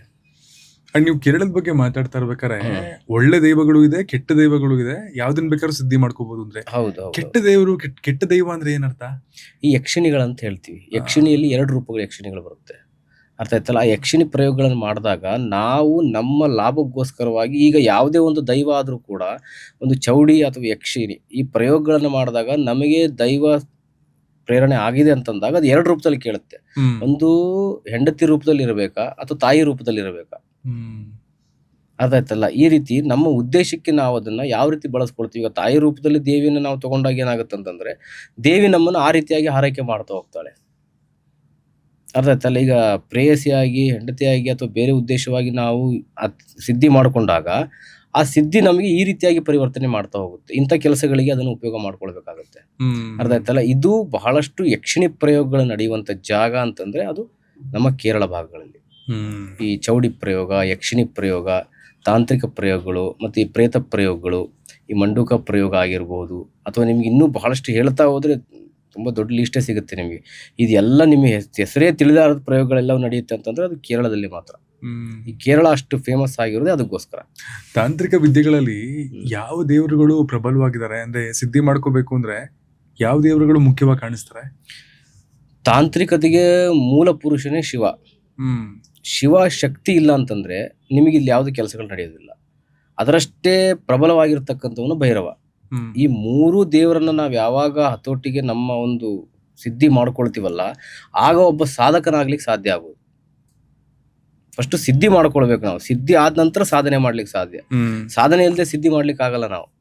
ಅರ್ಥ ಆಯ್ತಲ್ಲ? ಹಾಗೆ ನಾವು ಇದಕ್ಕೆ ಮೂಲ ಪುರುಷನಾಗಿ ಶಿವನನ್ನು ತಗೊಳ್ತೀವಿ, ಶಿವ ಹಾಗೂ ಶಕ್ತಿ ರೂಪವನ್ನ ತಗೊಳ್ತೀವಿ, ಅದಕ್ಕೆ 3ನೇವನಾಗಿ ಭೈರವನನ್ನು ತಗೊಳ್ತೀವಿ. ಇವ್ರು 3 ಜನನ ಬಿಟ್ರೆ ಇನ್ ಯಾರ ಕೈಲೂ ಇಷ್ಟು ತೀವ್ರವಾದಂತಹ ಸಮಸ್ಯೆಗಳನ್ನ ಅಥವಾ ತೀವ್ರವಾದಂತಹ ತೊಂದರೆಗಳನ್ನ ನಿವಾರಣೆ ಮಾಡ್ಲಿಕ್ಕೆ ಆಗೋದಿಲ್ಲ. ಇದೆಲ್ಲ ಉಗ್ರ ರೂಪಗಳು. ಗಣಪತಿಗೂ ಉಗ್ರ ರೂಪ ಇದೆ. ಈಗ ಉಗ್ರ ದೇವತೆಯನ್ನ ನಾವು ಯಾಕೆ ಪೂಜೆ ಮಾಡ್ತಾ ಇದ್ದೀವಿ ಅಂತಂದಾಗ ಈಗ ನಾವು ಮಾಡುವಂತ ಕೆಲಸಗಳ ಮೇಲೆ ಹೋಗುತ್ತದು. ಅರ್ಥ ಆಯ್ತಲ್ಲ? ಈಗ ನಾವು ಕಾಳಿಯನ್ನ ಹೋಲಿಸ್ಕೊಳ್ಬೇಕಂತಂದ್ರೆ ಒಬ್ಬ ಶತ್ರುವನ್ನ ಸಂಹಾರ ಮಾಡ್ಬೇಕಂತಂದ್ರೆ ಕಾಳಿಯನ್ನ ಹೋಲಿಸ್ಕೊಳ್ಳೇಬೇಕಾಗತ್ತೆ ನಾವು. ಅರ್ಥ ಆಯ್ತಲ್ಲ? ಈಗ ಭೈರವನನ್ನು ನಾವು 2 ರೂಪದಲ್ಲಿ ನೋಡ್ಬೋದು. ಈಗ ನಮ್ಮನ್ನ ಒಬ್ಬ ಎದುರಾಳಿಯನ್ನ ಸಮಸ್ಯೆ ಮಾಡ್ಲಿಕ್ಕೆ ಆಗಿರ್ಬೋದು ಅಥವಾ ನಮ್ಮ ರಕ್ಷಣೆಗಾಗಿರ್ಬೋದು. 2 ರೂಪದಲ್ಲೂ ಅವನನ್ನ ನಾವು ಪೂಜೆ ಮಾಡ್ಬೋದು. ಮತ್ತೆ ಶಿವ ಮತ್ತೆ ಶಕ್ತಿ 2 ರೂಪದಿಂದ ನಾವು ಕೌಲ ಪದ್ಧತಿ ಅಂತ ಹೇಳ್ತೀವಿ. ಈ ಕೌಲ ಪದ್ಧತಿಯಲ್ಲಿ ಶಿವ ಮತ್ತೆ ಶಕ್ತಿಯನ್ನ ಬಳಸ್ಕೊಂಡು ನಾವು ಯಾರನ್ನ ಬೇಕಾದ್ರೆ ಹೇಗ್ ಬೇಕಾದ್ರೆ ಪ್ರಯೋಗಗಳನ್ನ ಮಾಡ್ಬೋದು. ಆ ಪ್ರಯೋಗ ಮಾಡುವಂತ ವಿಧಾನಗಳನ್ನ ತಿಳ್ಕೊಂಡಿರ್ಬೇಕು. ಅದು ಗುರುವಿನಿಂದ ಆದೇಶ ಆಗಿರ್ಬೇಕು. ಅದೆಲ್ಲ ತಾಮಸಿ ವಿಧಾನದಲ್ಲಿ ಇರುತ್ತೆ, ಸಾತ್ವಿಕವಾಗಿ ಬರುತ್ತೆ. ತಾಮಸಿಕ ರೂಪದಲ್ಲಿ ಬರುತ್ತೆ, ಸಾತ್ವಿಕ ರೂಪದಲ್ಲಿ ಬರೋದಿಲ್ಲ. ಸಾತ್ವಿಕ ರೂಪ ಅಂತಂದಾಗ ನೀವು ಮನೇಲಿ ಪೂಜೆ ಮಾಡೋದು ಮಾತ್ರ ಸಾತ್ವಿಕ ರೂಪಗಳು. ಈಗ ಪೂಜೆಯಲ್ಲಿ 2 ವಿಧಾನ ಬರುತ್ತೆ. ಒಂದು ಸದಾಚಾರ, ಒಂದು ವಾಮಾಚಾರ. ಈಗ ಸದಾಚಾರ ಅಂತಂದ್ರೆ ನೀವು ದೀಪ ಧೂಪ ಇಟ್ಟು ದೇವರಿಗೆ ಆರಾಧನೆಗಳನ್ನ ಮಾಡಿ ನೈವೇದ್ಯಗಳನ್ನ ಕೊಟ್ಟು ಮನೆಯಲ್ಲಿ ದೇವಸ್ಥಾನದಲ್ಲಿ ಪೂಜೆ ಮಾಡ್ತೀರಾ. ಅದಾಯ್ತಲ್ಲ? ಈಗ ಇನ್ನೊಂದು ರೂಪ ಬರೋದು ನಿಮ್ಗೆ ವಾಮಾಚಾರ. ವಾಮಾಚಾರ ಅಂತಂದ್ರೆ ನಿಮ್ಗೆ ಈಗ ಈ ವಶೀಕರಣ, ದಿಗ್ಬಂಧನ, ಉಚ್ಚಾಟನ, ಸ್ತಂಭನ, ವಿದ್ವೇಷಣ, ಆಕರ್ಷಣ, ಮೋಹನ, ಮರಣ ಪ್ರಯೋಗಗಳಲ್ಲಿ ಏನಿದೆಲ್ಲ ಇದೆಲ್ಲವೂ ಸಮಯ ಬಿಟ್ಟು ಹೊರಗಡೆ ನಡೆಯುವಂತ ಪೂಜೆಗಳು. ಅಂದ್ರೆ ಇದೆಲ್ಲ ಶುದ್ಧಿ ಪೂಜೆಗಳು, ಇದೆಲ್ಲ ಅಶುದ್ಧಿ ಪೂಜೆಗಳು. ಇದನ್ನ ಬಲಪಂಥಿ ಅಂತ ಹೇಳ್ತೀವಿ. ಶುದ್ಧ ಪೂಜೆಗಳಿಗೆಲ್ಲನೂ ಕೂಡ ಬಲಪಂಥಿ ಅಂತ ಹೇಳ್ತೀವಿ. ಇದೆಲ್ಲ ಅಶುದ್ಧ ಪೂಜೆಗಳಿಗೆ ಎಡಪಂಥಿ ಅಂತ ಹೇಳ್ತೀವಿ. ಇದಕ್ಕೆ ಯಾವುದೇ ರೀತಿಯ ಪದ್ಧತಿಗಳಿರೋದಿಲ್ಲ. ಹೀಗೆ ಮಾಡಬೇಕು, ಇದೇ ತರ. ಎಷ್ಟು ಅಶುದ್ಧವಾಗಿ ಮಾಡ್ತೀವಲ್ಲ ಅಷ್ಟು ಎಫೆಕ್ಟ್ ಕಾಣುತ್ತೆ. ಅಶುದ್ಧವಾಗಿ ಮಾಡಬೇಕು. ಹೌದು, ಅಶುದ್ಧ ಪೂಜೆಗಳಿಗೆ ಅಶುದ್ಧವಾಗಿ ಮಾಡಬೇಕು. ಅರ್ಥ? ಇದಕ್ಕೆ ಇಂಥದ್ದೇ ಕ್ರಮ ಮಾಡಿ ಹೀಗೆ ಮಾಡಿ ಅಂತ ಹೇಳೋದಿಲ್ಲ. ಅರ್ಥ ಆಯ್ತು? ನಾ ಹೇಳೋದಲ್ಲ, ಪಂಚಮಕಾರವನ್ನ ಬಳಸಿ ನೀವು ಎಷ್ಟು ದೇವಿಗೆ ಉಗ್ರ ರೂಪ ಕೊಡ್ತಾ ಹೋಗ್ತಿರಲ್ಲ ಅಷ್ಟು ಉಗ್ರವಾಗಿ ಅದು ಕೆಲಸ ಮಾಡ್ತಾ ಹೋಗುತ್ತೆ. ಗೊತ್ತಾಯ್ತಲ್ಲ? ಅದಕ್ಕೆ ನಾವು ಸರಿಯಾದ ರೂಪದಲ್ಲಿ ಕೂಡ ಅದನ್ನ ಜಾಗವನ್ನು ನೋಡಿ ಮಾಡ್ಬೇಕಾಗತ್ತೆ. ನಾನು ಹೇಳಿದ್ನ, ಸ್ಮಶಾನದಲ್ಲಿ ಮಾಡುವಂತ ಕ್ರಿಯೆ ಯಾಕೆ ಅಷ್ಟೊಂದು ಎಫೆಕ್ಟ್ ಆಗುತ್ತೆ ಅಂತಂದ್ರೆ ಸ್ಮಶಾನಕ್ಕೆ ಹೋದಂತ ವಸ್ತು ಯಾವತ್ತೂ ವಾಪಸ್ ಯಾರು ತಗೊಂಬರಲ್ಲ. ಅರ್ಥ ಆಯ್ತಲ್ಲ? ಇದು ಸ್ಮಶಾನದಲ್ಲಿ ಇರತಕ್ಕಂಥ ಎನರ್ಜಿ ಆ ಥರ ಇರುತ್ತೆ. ಸಾಕ್ಷಾತ್ ಶಿವ, ಕಾಳಿ, ಭೈರವರು ನೆಲೆಸಿರ್ತಕ್ಕಂಥ ಜಾಗ. ಆ ಜಾಗದಲ್ಲಿ ಅವರನ್ನ ನಾವು ಮುಂದೆ ಇಟ್ಕೊಂಡು ಪೂಜೆಗಳು ಮಾಡೋದ್ರಿಂದ ಅದಕ್ಕೆ ಅವ್ರು ಸಾಕ್ಷಿಯಾಗಿರ್ತಾರೆ.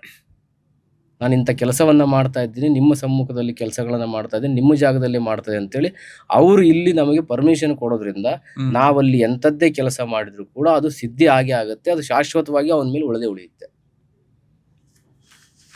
ವಶೀಕರಣ ಅನ್ನೋದ್ರ ಬಗ್ಗೆ ನಾವು ಸುಮಾರು ಸಲ ಕೇಳಿರ್ತೀವಿ, ನೋಡಿರ್ತೀವಿ. ವಶೀಕರಣ ಅಂದ್ರೆ ಮೆಂಟಲಿ ಎಕ್ಸ್ಪೀರಿಯನ್ಸ್ ಮಾಡಿರೋರು ಹೇಗೆ ಫೀಲ್ ಮಾಡ್ತಾರೆ? ಒಂದು ರಿಮೋಟ್ ಕಂಟ್ರೋಲ್ ತರನ? ಅಂದ್ರೆ ಎಲ್ಲೋ ಕೂತಿರುವಂತಹ ವ್ಯಕ್ತಿ ಅವ್ರನ್ನ ಹೇಗ್ ಬೇಕಾದ್ರೂ ಇನ್ಸ್ಟ್ರಕ್ಷನ್ ಕೂಡ ಆಟಾಡಿಸ್ಬೋದಾ? ಇಲ್ಲ, ಈ ವಶೀಕರಣ ಅನ್ನೋದು ಬುದ್ಧಿ ಮನಸ್ಸು ದೇಹದ ಮೇಲೆ ಪರಿಣಾಮ ಆಗುತ್ತೆ. ಹ್ಮ್ ಬುದ್ಧಿ ಅಂತಂದ್ರೆ ಅವನು ಯಾವಾಗಲೂ ನಮ್ಮ ಬಗ್ಗೆನೇ ಯೋಚನೆ ಮಾಡಬೇಕು ಅನ್ನುವಂಥ ವಶೀಕರಣ. ಹ್ಮ್ ಮನಸ್ಸಿನಲ್ಲಿ ಯಾವಾಗಲೂ ನಮ್ಮ ಬಗ್ಗೆನೇ ಯೋಚನೆಗಳು ಮಾಡೋ ರೀತಿಯಲ್ಲಿ, ದೈಹಿಕವಾಗಿ ಅವನೊಟ್ಟಿಗೆ ಇರಬೇಕು ಅನ್ನುವಂಥ ಯೋಚನೆಗಳು. ಅಂದರೆ ಸದಾಕಾಲ ನೀವು ಅವನ ಬಗ್ಗೆನೇ ಯೋಚನೆ ಮಾಡಬೇಕು, ಅವನ ಜೊತೆಯಲ್ಲೇ ಇರಬೇಕು, ಅವನ ಜೊತೆ ಕಾಲ ಕಳಿಬೇಕು, ಆಡದಂಥ ಮಾತುಗಳು, ಹೋದಂಥ ದಿನಗಳು, ಕಳೆದಂಥ ಕ್ಷಣಗಳು ಎಲ್ಲನೂ ನೆನೆಸ್ಕೊಳ್ಳೋದಕ್ಕೆ ವಶೀಕರಣ. ವಶ ಆಗಿದ್ದಾನೆ. ಒಬ್ಬ ವ್ಯಕ್ತಿಯ ಮನಸ್ಥಿತಿಯನ್ನು ನಮ್ಮ ಹತೋಟಿಗೆ ತಗೊಳ್ಳುವಂಥದ್ದು. ಅದು ಒಳ್ಳೆ ಮಾರ್ಗನೋ ಕೆಟ್ಟ ಮಾರ್ಗನೋ ಅದು ಅವನ ಮೇಲೆ ಡಿಪೆಂಡ್ ಆಗುತ್ತೆ. ಈಗ ಒಂದು ವಶೀಕರಣಕ್ಕೆ ಯಾರು ಯಾವಾಗ ಹೇಗೆ ಮಾಡಿಸ್ತಾರೆ ಅನ್ನೋದ್ರ ಮೇಲೆ ಡಿಪೆಂಡ್ ಆಗುತ್ತೆ. ಮತ್ತು ಇಲ್ಲಿ ವಶೀಕರಣ ಮಾಡಬೇಕಾದ್ರೆ ನೀವು ಉದ್ದೇಶ ಒಳ್ಳೇದಾಗಬೇಕಾಗತ್ತೆ.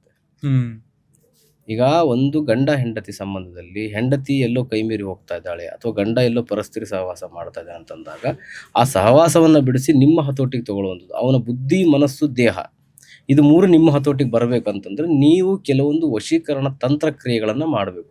ಈಗ ಸುಮ್ಮನೆ ಈಗ ವಶೀಕರಣದಲ್ಲಿ ನಿಮಗೆ ಜನವಶ ಅಂತ ಬರುತ್ತೆ, ಧನವಶ ಅಂತ ಬರುತ್ತೆ, ಅಧಿಕಾರ ವಶ ಅಂತ ಬರುತ್ತೆ, ಶತ್ರು ವಶ ಅಂತ ಬರುತ್ತೆ, ಭೂಮಿ ವಶ ಅಂತ ಬರುತ್ತೆ. ಎಲ್ಲವೂ ಸಕಲವೂ ವಶ ಮಾಡಿಕೊಳ್ಳುವಂಥ ವಿಧಾನಗಳಿದೆ. ಬಟ್ ನಿಮ್ಮ ಉದ್ದೇಶಕ್ಕೆ ಅನುಗುಣವಾಗಿ ಮಾಡ್ಕೊಳ್ಬೇಕು. ಈಗ ಸುಮ್ಮನೆ ಜಾಗ ವಶ ಮಾಡ್ಕೊಳ್ತೀವಿ, ಪಕ್ಕದ ಜಮೀನು ನಮಗೆ ಬೇಕು ವಶೀಕರಣ ಮಾಡಿಕೊಡಿ ಅಂದ್ರೆ ಅಲ್ಲ.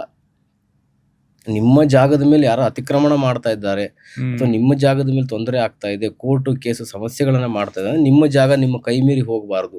ನೀವು ಲೀಗಲ್ ಆಗಿದ್ದೀರಾ ಆದ್ರೂ ನಿಮಗೆ ಜಯ ಸಿಗ್ತಾ ಇಲ್ಲ ಅಂತಂದಾಗ ನಿಮ್ಮ ಜಾಗಕ್ಕೆ ಸಂಬಂಧಪಟ್ಟಂತೆ ನೀವು ಅದನ್ನು ವಶ ಮಾಡಿ ಇಟ್ಕೊಳ್ಬೇಕಾಗತ್ತೆ. ಒಂದು ಈಗ ಜನವಶ ಅಂತ ಹೇಳಿದೆ ನಾನು. ಜನವಶ ಅಂತಂದಾಗ ಈ ಕ್ಷೇತ್ರ ವಶ. ಈಗ ರಾಜಕಾರಣಿಗಳೆಲ್ಲ ಏನ್ ಮಾಡ್ತಾರೆ ಅಂತಂದ್ರೆ ಜನವಶ, ಅವರಿಗೆ ಜನಗಳ ಬೆಂಬಲ ಇದ್ದಾಗಲೇ ತಾನೇ ಅವರು ಮುಂದೆ ಅಧಿಕಾರವನ್ನು ಅನುಭವಿಸ್ಲಿಕ್ಕೆ ಸಾಧ್ಯ ಆಗುದು. ಈಗ ಅವರಿಗೆ ಜನವಶ, ಧನವಶ, ಅಧಿಕಾರವಶ ಇದು ಮೂರು ವಶ ಬೇಕು ಅಂತ ಹೇಳಿ ಅವ್ರು ಪ್ರಯತ್ನವನ್ನ ಮಾಡ್ತಾ ಇರ್ತಾರೆ. ಜನ ಅಂತಂದ್ರೆ ಅವ್ರೆಲ್ಲೇ ಹೋದ್ರು ಕೂಡ ಅವರ ಪರವಾಗಿ ಜಯಕಾರಗಳನ್ನ ಹಾಕಬೇಕು. ಜನವಶ.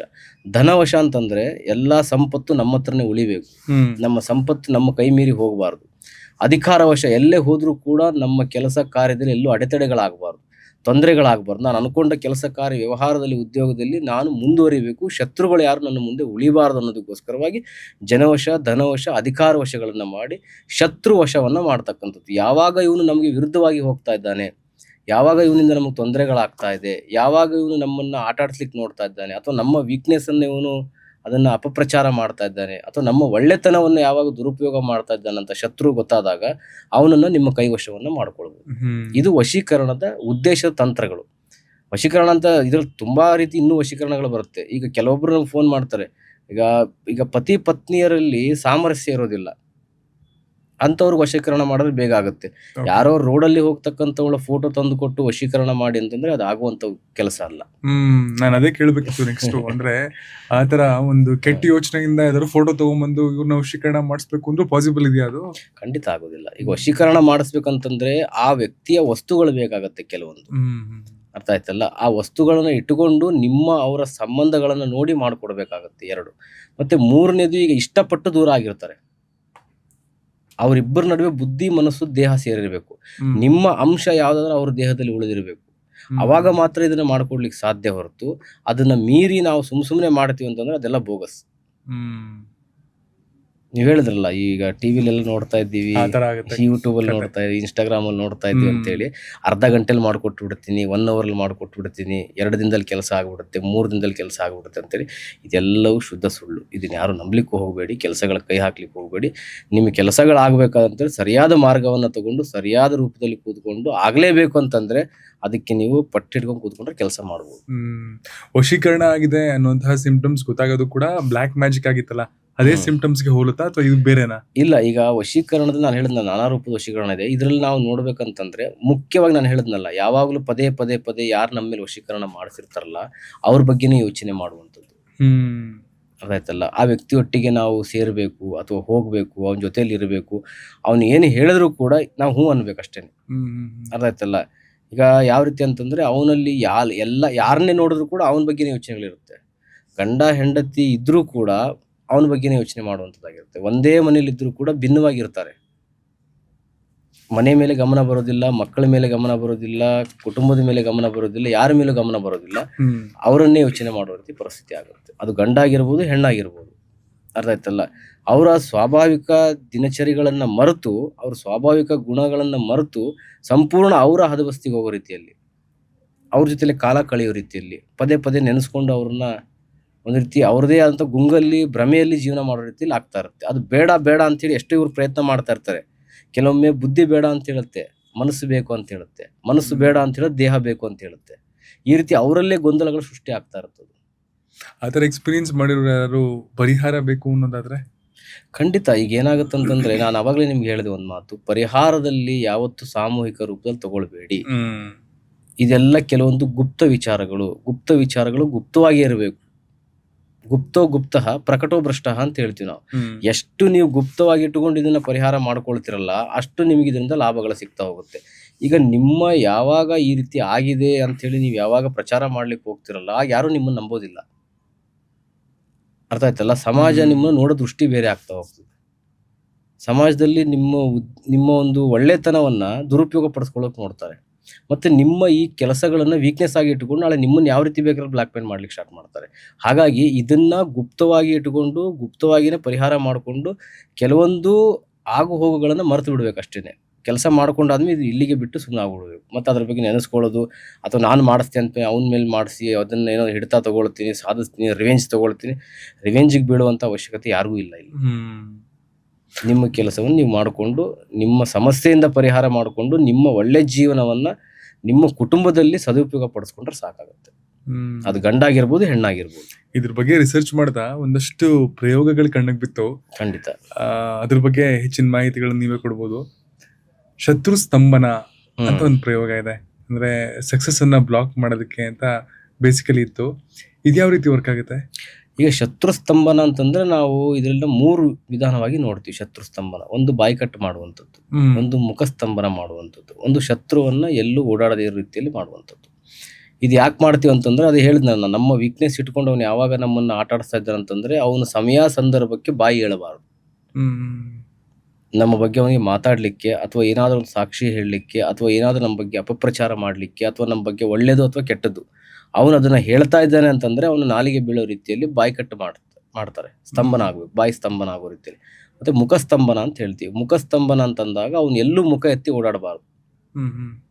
ನಮ್ಮ ಬಗ್ಗೆ ಹೇಳ್ಕೊಳ್ಳೋದಕ್ಕಾಗಿರ್ಬೋದು ಅಥವಾ ನಮ್ಮ ಬಗ್ಗೆ ಕೆಟ್ಟದ್ದು ಮಾಡ್ಲಿಕ್ಕಾಗಿರ್ಬೋದು ಅಥವಾ ಎಲ್ಲಾದ್ರೂ ಹೋಗಿ ಮಾಡಿಸ್ಲಿಕ್ಕಾಗಿರ್ಬೋದು, ಎಲ್ಲೋ ಅವ್ನು ನಮ್ಮ ಬಗ್ಗೆ ಅದನ್ನ ಹೇಳ್ಕೊಂಡು ತಿರುಗಾಡ್ಕೊಂಡು ಮುಖ ಎತ್ತಿ ತಿರುಗಾಡದೇ ಇರೋ ರೀತಿಯಲ್ಲಿ ಅವನನ್ನ ಸ್ತಂಭನ ಮಾಡುವಂಥದ್ದು ಮುಖ ಸ್ತಂಭನ ಅಂತ ಹೇಳ್ತೀವಿ. ಇನ್ನೊಂದು ಅವನ ದೇಹ ಸ್ತಂಭನವನ್ನ ಮಾಡುವಂಥದ್ದು. ಅವನು ಎಲ್ಲೂ ಹೋಗದೇ ಇರೋ ರೀತಿಯಲ್ಲಿ 4 ಗೋಡೆಯಲ್ಲೇ ಇರಬೇಕು. ಅವನು ಹೇಳ್ಕೊಳಕ್ ಗೊತ್ತಿದ್ರು ಕೂಡ ಎಲ್ಲೂ ಹೇಳ್ಕೊಳ್ಬಾರ್ದು, ಮನೆಯಿಂದ ಹೊರಗಡೆ ಹೋಗಬಾರ್ದು. ಅವನ ಅಸ್ತಿತ್ವವನ್ನ ಮರೆತು ಅವನಾಗೆ ಅಲ್ಲೇ ಇದ್ದು ಅಲ್ಲೇ ಕೊಳಿಬೇಕು. ಆ ರೀತಿಯಾಗಿ ಕೆಲವೊಂದು ಸ್ತಂಭನಗಳನ್ನ ಮಾಡ್ತಾರೆ. ಅಂದ್ರೆ ಎಲ್ಲ ಸ್ತಬ್ಧ ಆಗಬೇಕು. ಅವನು ಎಲ್ಲ ಗೊತ್ತಿದ್ರು ಕೂಡ ಹೇಳ್ಕೊಳಕ್ ಆಗದೇ ಇರೋ ಪರಿಸ್ಥಿತಿಯಲ್ಲಿ ಜೀವನ ಮಾಡಬೇಕು. ಈ ರೀತಿ ಕೆಲವೊಂದು ಸ್ತಂಭನ ಕ್ರಿಯೆಗಳಂತ ಹೇಳ್ತೀವಿ. ಈ ಸ್ತಂಭನ ಕ್ರಿಯೆಗಳು ಮಾಡೋದು ಏನಕ್ಕಂತಂದ್ರೆ, ಒಂದು ಈ ಕೋರ್ಟು ಕೇಸಿಗೆ ಸಂಬಂಧಪಟ್ಟಂತೆ ಬಹಳಷ್ಟು ಕ್ರಿಯೆಗಳನ್ನ ಮಾಡ್ತಾರೆ. ಯಾಕಂದ್ರೆ ಇವಾಗ ನಿಮ್ಮ ಹತ್ರ ಎಲ್ಲವೂ ಸಾಕ್ಷಿ ಇದೆ ಅಂತಂದ್ರೂ ಕೂಡ ಅವನು ಹೋಗಿ ಹೇಳ್ಕೊಳ್ಬಾರ್ದು. ಅರ್ಥ ಆಯ್ತಲ್ಲ? ಅಥವಾ ಅವನು ನಮ್ಮ ಹತ್ರ ಎಲ್ಲ ಸಾಕ್ಷಿ ಇದ್ರೆ ಅವ್ನು ಸುಳ್ಳು ಹೇಳ್ತಾ ಇದ್ದಾನೆ ಅಂತ ಹೇಳಿ ಜನಗಳ ಮುಂದೆ ಎಲ್ಲ ಗೊತ್ತಿದ್ರು ಕೂಡ ಅದನ್ನ ಜನ ನಂಬ್ತಾ ಇದ್ದಾರೆ ಅಂತಂದ್ರು ಕೂಡ ಅವನ್ನ ಬಾಯಿ ಬಂದ್ ಮಾಡ್ಲಿಕ್ಕೋಸ್ಕರ ಮಾಡ್ತಾರೆ ಕೆಲವೊಮ್ಮೆ. ಸತ್ಯದ ವಿರುದ್ಧವಾಗಿ ಮಾಡುವಂಥದ್ದು ಸ್ತಂಭನ. ಸತ್ಯಕ್ಕೆ ವಿರುದ್ಧವಾಗಿ ಮಾಡುವಂಥದ್ದು ಕೆಲವೊಂದು ಸ್ತಂಭನ ಆಗುತ್ತೆ. ಯಾಕಂದ್ರೆ ಅದು ಉದ್ದೇಶ ಈ ರೀತಿ ಇದ್ದಾಗ, ಕೆಟ್ಟ ಉದ್ದೇಶದಲ್ಲಿ ಸ್ತಂಭನ ಕ್ರಿಯೆ ಮಾಡ್ತಾ ಇದ್ದಾರೆ ಅಂದ್ರೆ ಕೆಟ್ಟ ಉದ್ದೇಶ ಆಗುತ್ತೆ. ಈಗ ಸ್ತಂಭನವನ್ನ ಒಳ್ಳೆ ಕ್ರಿಯೆಗೂ ಮಾಡಬಹುದು. ಈಗ ವಾಂಚಾಳಿ ಸ್ತ್ರೀ ಇರ್ತಾಳೆ ಮನೆಯಲ್ಲಿ, ಯಾವಾಗಲೂ ಕಿರಿಕಿರಿ ಮಾಡುವಂಥವಳು, ತೊಂದರೆ ಮಾಡುವಂಥವಳು ಬಾಯಿ ಬಂದು ಮಾಡಬೇಕು. ಈ ಮಂಡೂಕ ಪ್ರಯೋಗ ಅಂದ್ರೆ ಏನ್ ಗುರುಗಳೇ? ಅಂದ್ರೆ ಕಪ್ಪೆಯನ್ನ ಪ್ರಯೋಗಕ್ಕೆ ಬಳಸ್ಕೊಂಡು ಒಬ್ಬರನ್ನ ಹಾಳು ಮಾಡಿರ್ತಿರ್ತಾರ ಅಥವಾ ಅವ್ರ ಮೇಲೆ ಪ್ರಯೋಗ ಮಾಡ್ತಿರ್ತಾರ? ಒಂದು ರೀತಿ ಇದು ಮಾರಣಾಂತಿಕ ಪ್ರಯೋಗ ಅಂತ ಹೇಳ್ತೀವಿ ನಾವು. ಮಂಡೂಕ ಪ್ರಯೋಗ ಇದು ಬಹಳಷ್ಟು ಕೇರಳದಲ್ಲಿ ನಡೆಯುವಂತ ಕ್ರಿಯೆ. ಇದನ್ನ ಏನ್ ಮಾಡ್ತಾರೆ ಅಂತಂದ್ರೆ, ಒಬ್ಬ ವ್ಯಕ್ತಿಯ ವಸ್ತುಗಳನ್ನ ತಗೊಂಡು ಹೋಗ್ತಾರೆ. ನಾನು ಹೇಳಿದ್ನಲ್ಲ, ಕೂದಲಾಗಿರ್ಬೋದು, ಅವನ ಬಟ್ಟೆ ಆಗಿರ್ಬೋದು ಅಥವಾ ಅವನ ಎಂಜಿಲಾಗಿರ್ಬೋದು, ಮಲ ಮೂತ್ರ ಯಾವ್ದಾದ್ರು ಒಂದು ರೂಪದಲ್ಲಿ ಅವನಿಗೆ ಸಂಬಂಧಪಟ್ಟಂತ ಒಂದು ವಸ್ತುವನ್ನ ತಗೊಂಡು ಅವನ ಮೇಲೆ ಮಾಡುವಂತ ಕ್ರಿಯೆಗಳು, ಅದು ಒಂದು ಕಪ್ಪೆ ಮೇಲೆ ಮಾಡ್ತಾರೆ. ಮತ್ತೆ ಅದಕ್ಕೆ ಕೆಲವೊಂದು ಪ್ರಾಣಿಯ ರಕ್ತಗಳನ್ನ ಅದಕ್ಕೆ ಬಾಯಿಗೆ ಹಾಕ್ತಾರೆ. ಅದು ಬೇಗ ಸಾಯೋದಿಲ್ಲ. ಕಪ್ಪೆಗೆ ಅದ ರಕ್ತಗಳನ್ನ ಹಾಕಿ ಅದನ್ನ ನರಳಿಸ್ತಾರೆ. ಕೈಕಾಲುಗಳನ್ನ ಕಟ್ಟಿ ಪ್ರಯೋಗಗಳನ್ನ ಮಾಡ್ತಾರೆ. ಇವನ ಹೆಸರಿನ ಮೇಲೆ ಅದು ಪ್ರಯೋಗ ಮಾಡಿದಾಗ ಅದು ಇಂತಿಷ್ಟೇ ಈಗ ಕಪ್ಪೆ ನಿಮಗೆ 6 ತಿಂಗಳು ಭೂಮಿ ಮೇಲೆ ಇರುತ್ತೆ, 6 ತಿಂಗಳು ನೆಲದೊಳಗಡೆ ಇರ್ತದೆ. ಅರ್ಥ ಆಯ್ತಲ್ಲ? ಅದು ಹೇಗೆ ಎಷ್ಟು ದಿವಸ ಉಳಿದಿರುತ್ತಲ್ಲ ಒಳಗಡೆ ಹೋಗಿ ಭೂಮಿ ಒಳಗಡೆ ಬಿಟ್ಟಾಗ ಅಷ್ಟು ದಿನಗಳ ಕಾಲ ಈ ವ್ಯಕ್ತಿ ನರಳ್ತಾ ಹೋಗ್ತಾನೆ. ಅದು ಹೇಗೆ ನರಳುತ್ತೆ ಅಂದ್ರೆ, ಕೈಕಾಲು ಸಣ್ಣ ಆಗುವಂಥದ್ದು, ಹೊಟ್ಟೆ ಊದ್ಕೊಳ್ಳುವಂಥದ್ದು, ಮುಖ ಎಲ್ಲ ಕಪ್ಪಾಗೋದು, ದೇಹ ಎಲ್ಲ ಕಪ್ಪಾಗೋದು, ತಲೆ ಕೂದಲೆಲ್ಲ ಉದುರುದು, ವಿಕೃತವಾಗಿ ಇರುವಂಥದ್ದು. ಇವಾಗ ಚೆನ್ನಾಗಿ ಹೇಗೆ ಆಗ್ತಿರುತ್ತೆ ಹಾಗೆ ಹೌದೌದು emotion ಗಳು ಆ ಆಗ್ತಿರುತ್ತೆ. ಅದ್ರಲ್ಲಿ ಏನೇನ್ ಬದಲಾವಣೆ ಆಗ್ತಾ ಇರುತ್ತಲ್ಲ ಅದು ಈ ವ್ಯಕ್ತಿ ಮೇಲೆ ಬದಲಾವಣೆ ಆಗ್ತಾ ಇರುತ್ತೆ. ಹ್ಮ್. ಈಗ ಮಲಗಿದಾಗ ಅವನಿಗೆ ನಿದ್ರೆಯಲ್ಲಿ ಏನ್ ಆಗ್ತದೆ ಅಂತಾನೆ ಗೊತ್ತಾಗೋದಿಲ್ಲ. ಕೈಕಾಲು ಸೆಳೆತ ಆಗಿರ್ತಕ್ಕಂಥದ್ದು, ಬೆನ್ನಿಗೆ ಸಂಬಂಧಪಟ್ಟಂತೆ, ಕುತ್ತಿಗೆಗೆ ಸಂಬಂಧಪಟ್ಟಂತೆ, ಕಾಲಿಗೆ ಸಂಬಂಧಪಟ್ಟಂತೆ ಬಹಳಷ್ಟು ಎಫೆಕ್ಟ್ಗಳು ಆಗ್ತಾ ಇರುತ್ತೆ. ಚೆನ್ನಾಗಿದ್ದಂಥವನು ನಾಳೆ ವೀಲ್ ಚೇರ್ ಮೇಲೆ ಓಡಾಡಬೇಕಾದಂಥ ಪರಿಸ್ಥಿತಿ ಆಗುತ್ತೆ. ಅರ್ಥ ಆಯ್ತಲ್ಲ, ಇದು ಬಹಳ ಭೀಕರವಾದಂಥ ತೊಂದರೆ. ಅಂದ್ರೆ ಒಂದೇ ಸಲಕ್ಕೆ ಸಾಯಿಸೋದಿಲ್ಲ ಪ್ರಯೋಗ ಮಾಡಿ, ಹಂತಂತವಾಗಿ ಅವನಿಗೆ ನರಕವನ್ನು ತೋರಿಸುವಂಥ ಪ್ರಯೋಗ ಇದು. ಈ ಪ್ರಯೋಗಕ್ಕೆ ಎಷ್ಟೋ ಜನ ಇವತ್ತು ಒಳಗಾಗಿ ನರಳ್ತಾ ಇದ್ದಾರೆ, ಬಟ್ ಯಾರಿಗೂ ಗೊತ್ತಿಲ್ಲ ಇಂಥದ್ದೇ ಪ್ರಯೋಗ ಆಗಿದೆ ಅಂತೇಳಿ. ಯಾವುದೋ ಒಂದು ಅತೀಂದ್ರಿಯ ಶಕ್ತಿ ನನ್ನನ್ನು ಆವರಿಸ್ಕೊಂಡಿದೆ, ನಾನು ಎಷ್ಟೇ ಬಲಶಾಲಿ ಆಗಿದ್ದರೂ ಕೂಡ, ನಾನು ಎಷ್ಟೇ ಒಂದು ರೀತಿ ಮಾನಸಿಕ ಸ್ಥಿತಿ ಚೆನ್ನಾಗಿದ್ದರೂ ಕೂಡ, ಇಂಥ ಅತೀಂದ್ರಿಯ ಶಕ್ತಿಗಳು ನಿಮಗೆ ಗೊತ್ತಿಲ್ಲದೇ ಕೆಲಸಗಳು ಮಾಡ್ತಾ ಇರುತ್ತೆ, ನಿಮ್ಮನ್ನು ಕುಗ್ಗಿಸ್ತಾ ಇರುತ್ತೆ. ಈ ಥರ ಕುಗ್ಗಿಸಿ ಈ ರೀತಿ ಈ ಒಂದು ಪ್ರಯೋಗದಿಂದ ನೇರವಾಗಿ ಆಗದೆ ಇರೋದನ್ನ ಇಂಡೈರೆಕ್ಟ್ ಆಗಿ ಮಾಡಿ ನೆಲಕ್ಕೆ ಹಾಕುವಂಥ ಪ್ರಯೋಗ. ಈ ಪ್ರಯೋಗಕ್ಕೆ ಮಂಡೂಕ ಅಥವಾ ಕಪ್ಪೆನೆ ಯಾಕೆ ಬೆಳೆಸ್ಕೋತಾರೆ? ಅದೇ ಹೇಳಿದ್ನಲ್ಲ, ಈಗ ಒಂದೇ ಸಲಿಗೆ ನಾವು ಬಲಿ ಕೊಟ್ರೆ ಒಂದೇ ಸಲಿಗೆ ಆಗ್ಬಿಡುತ್ತದು. ಅರ್ಥ ಆಯ್ತಲ್ಲ. ಇದು 6 ತಿಂಗಳ ಕಾಲ ನಿಮಗೆ ಇರುತ್ತೆ ನೆಲದೊಳಗಡೆ. ಅರ್ಥ ಆಯ್ತಲ್ಲ. ಇದನ್ನು ನಾವು ಬಳಸ್ಕೊಳ್ಳೋದ್ರಿಂದ ಏನಾಗುತ್ತಂತಂದ್ರೆ, ಇದನ್ನು ನಾವು ಭೂಮಿ ಒಳಗಡೆ ಬಿಟ್ಟಾಗ ಅದೊಂದು 6 ತಿಂಗಳು ನರಳಬೇಕು. ನಮ್ಮ ಶತ್ರು ನಮ್ಮ ಕಣ್ಣು ಮುಂದೆ ನರಳಬೇಕಲ್ಲ. ಶತ್ರುವನ್ನ ಒಂದೇ ಸಲ ಬಲಿ ಮಾಡ್ಬೋದಲ್ಲ, ಮರಣ ಪ್ರಯೋಗ ಮಾಡ್ಬೋದಲ್ಲ. ಬಟ್ ಯಾಕೆ ಇದನ್ನೇ ಮಾಡ್ತಾರಂತಂದ್ರೆ, ವಿಕೃತ ಮನಸ್ಥಿತಿ ಇರುತ್ತೆ ಕೆಲವೊಂದು. ಈ ವಿಕೃತ ಮನಸ್ಥಿತಿ ಅವರು ಈ ರೀತಿಯಾಗಿ ಇವನನ್ನು ನೋಡ್ಬೇಕು ಅಂತ ಇರ್ತಾರೆ, ಈ ರೀತಿಯಾಗಿ ದಿನ ಇವನು ಹಾಳಾಗ್ಬೇಕು ಅಂತ ಇರ್ತಾರೆ. ಅಂಥವ್ರು ಅದನ್ನು ನೋಡಿ ಖುಷಿ ಪಡುವಂಥವ್ರು ಇರ್ತಾರೆ.